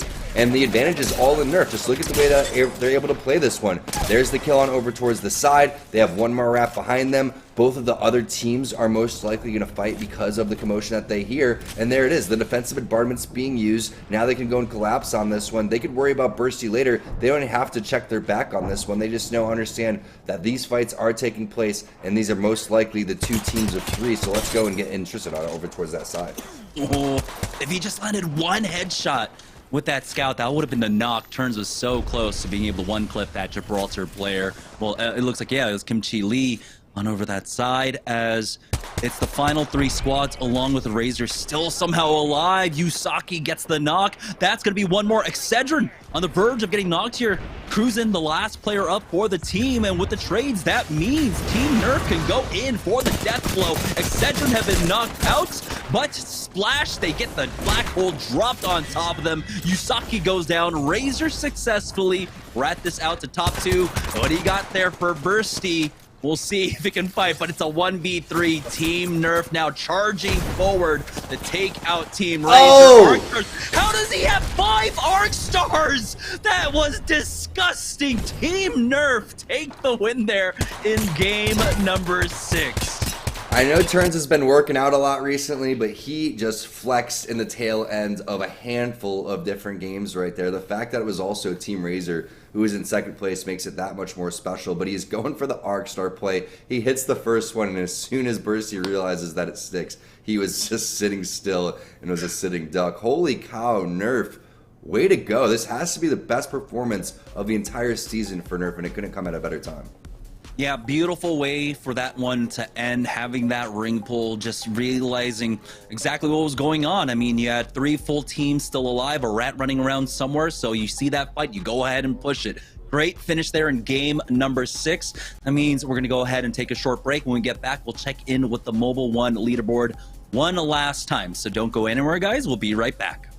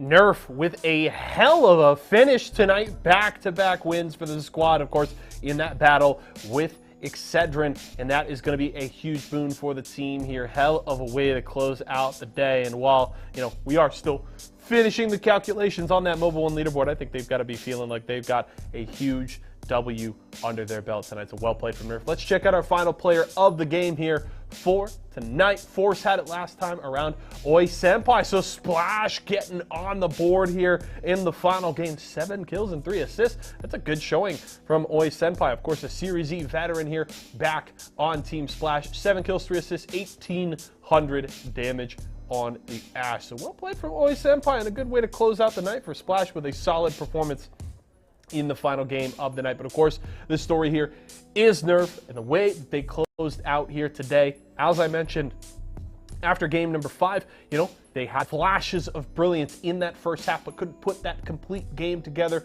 They were able to do it here in the back half and showed up on Storm Point. So well played, and hats off there to Nerf. So right now, we're going to go to a quick break. When we come back, we'll take a look at that final Mobile One leaderboard, a check at the Mobile One high performance moment, then I'll be back to close the show. So don't go anywhere, folks. We'll be right back.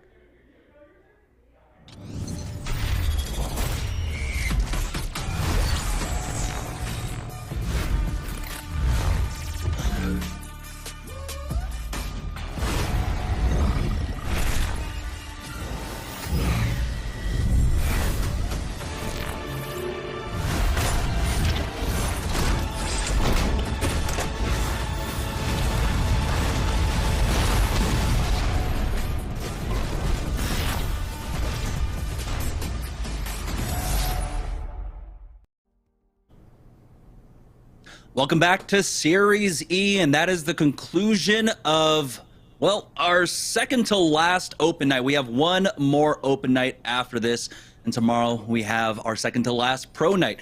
So before we close out the show, let's check in with the Mobile One high performance moment, Mobile One leaderboard to see who ended up on top. It was Team Nerf that ended up taking the win with 102 points. Team Razor getting eclipsed there by almost 20 points, falling in second place, and Team Excedrin, who had a great start to the day, a great first half, but we're not able to find much there on Storm Point, unfortunately, ending up in third place with 64 points. And Jamerson, I know you know the answer to this. What is the overall record that we have in Series E, especially for this season? Was it 131, 134, 137? Help me out here. I believe it was 135 for 135? Team Intel. I don't know.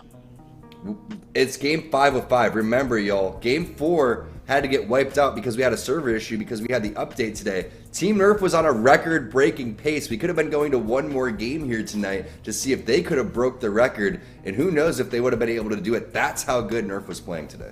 Yeah, the way that they were playing, everything looked so good. Everyone was on points. I think one fight really ended up getting away from them in game number 3, and really that could have been a huge difference maker. But yeah, if they had a 6th game, that could have been massive for them as well. But still, a well-earned victory for Team Nerf. Let's see our last mobile high performance moment of the evening. And there were just so many fights. It could have gone towards Splash's way, but it was Team Intel taking this fight right now, which I believe, this is Casella sliding in, drops the fences on them. That was just beautiful. The slide into the DMs with the fence over here. He's still dropping fences. That's the best part. Even while he's getting shotgunned over towards the side. He had to use all those charges right there. We know he got on his case a little bit earlier, but Splash was able to end that one. What a great day of Apex. Congratulations to Nerf. I mean, they were a team that has been really sitting on that bubble. It's been a very tough ride the entire time, but to be able to step up with that amount of points and that type of performance has to feel good for Nerf. And it's important. It's important with these final 2 weeks. 3 more regulation days left, and 2 of those are pro nights, where typically those are much harder for our partnered squads to score in. So let's check in with the cumulative leaderboard when we can, just to make sure that we can really set the stakes heading into the final 3 days of regulation play in Series E, because that bubble, that 3rd place spot, it's super important. Excedrin are holding on to it for now, but with Team Nerf's performance here, they have closed that gap. That gap is now down to 36 points. That gap, that I mean, the 36-point gap, that's what Nerf had more so than actually today starting off. So they have been able to close it quite well. It looks like Team Razor might be out of the running if Team Nerf keep performing this way. Two really great teams. Good luck to both of them because, to me, both of these teams deserve to be in with the way they're playing. Unfortunately, only 3 spots are up for grabs. So we'll see what happens tomorrow and, of course, next week. Yeah, 1 more open night left, 2 more pro nights left. Team Nerf really firing it up here in the final few weeks of Series Z. So congratulations to Team Nerf for taking that win, and of course Razor for coming in second place. That's going to go ahead and do it for us. We're going to send it back over to Yeso to close out the show. So Yeso, go ahead and take it away. Thanks, gents. Great cast on the night there, Jamerson and Tom. Always a pleasure to listen to both of y'all, and a fun night of games here. Of course, hats off to Nerf. They did do it. Big night for them. Triple digits, 102 points there for Nerf on that Mobile One leaderboard. The best performance, bar none, we have seen from Nerf this season, and it could not have come at a better time here. That race for third place continues to stay interesting with just 3 more nights left in the season, as Jamerson mentioned there. So that just tells me you're not going to want to miss out on tomorrow night. I mentioned it earlier. We got Pro Night tomorrow night. Kicks off at 4 p.m. Pacific time. You better be here, and you better have your eyes glued to Twitch to watch this race between Nerf and Excedrin. So don't miss out on that. That's going to do it for us tonight, folks. Thanks so much for coming to hang out. Always appreciate getting to watch some Apex Legends with all of you. My name is Yeso. I've been your host tonight. For myself, the entire live broadcast crew, and everybody here at Esports Arena, thank you so much for joining us. We'll see you again tomorrow.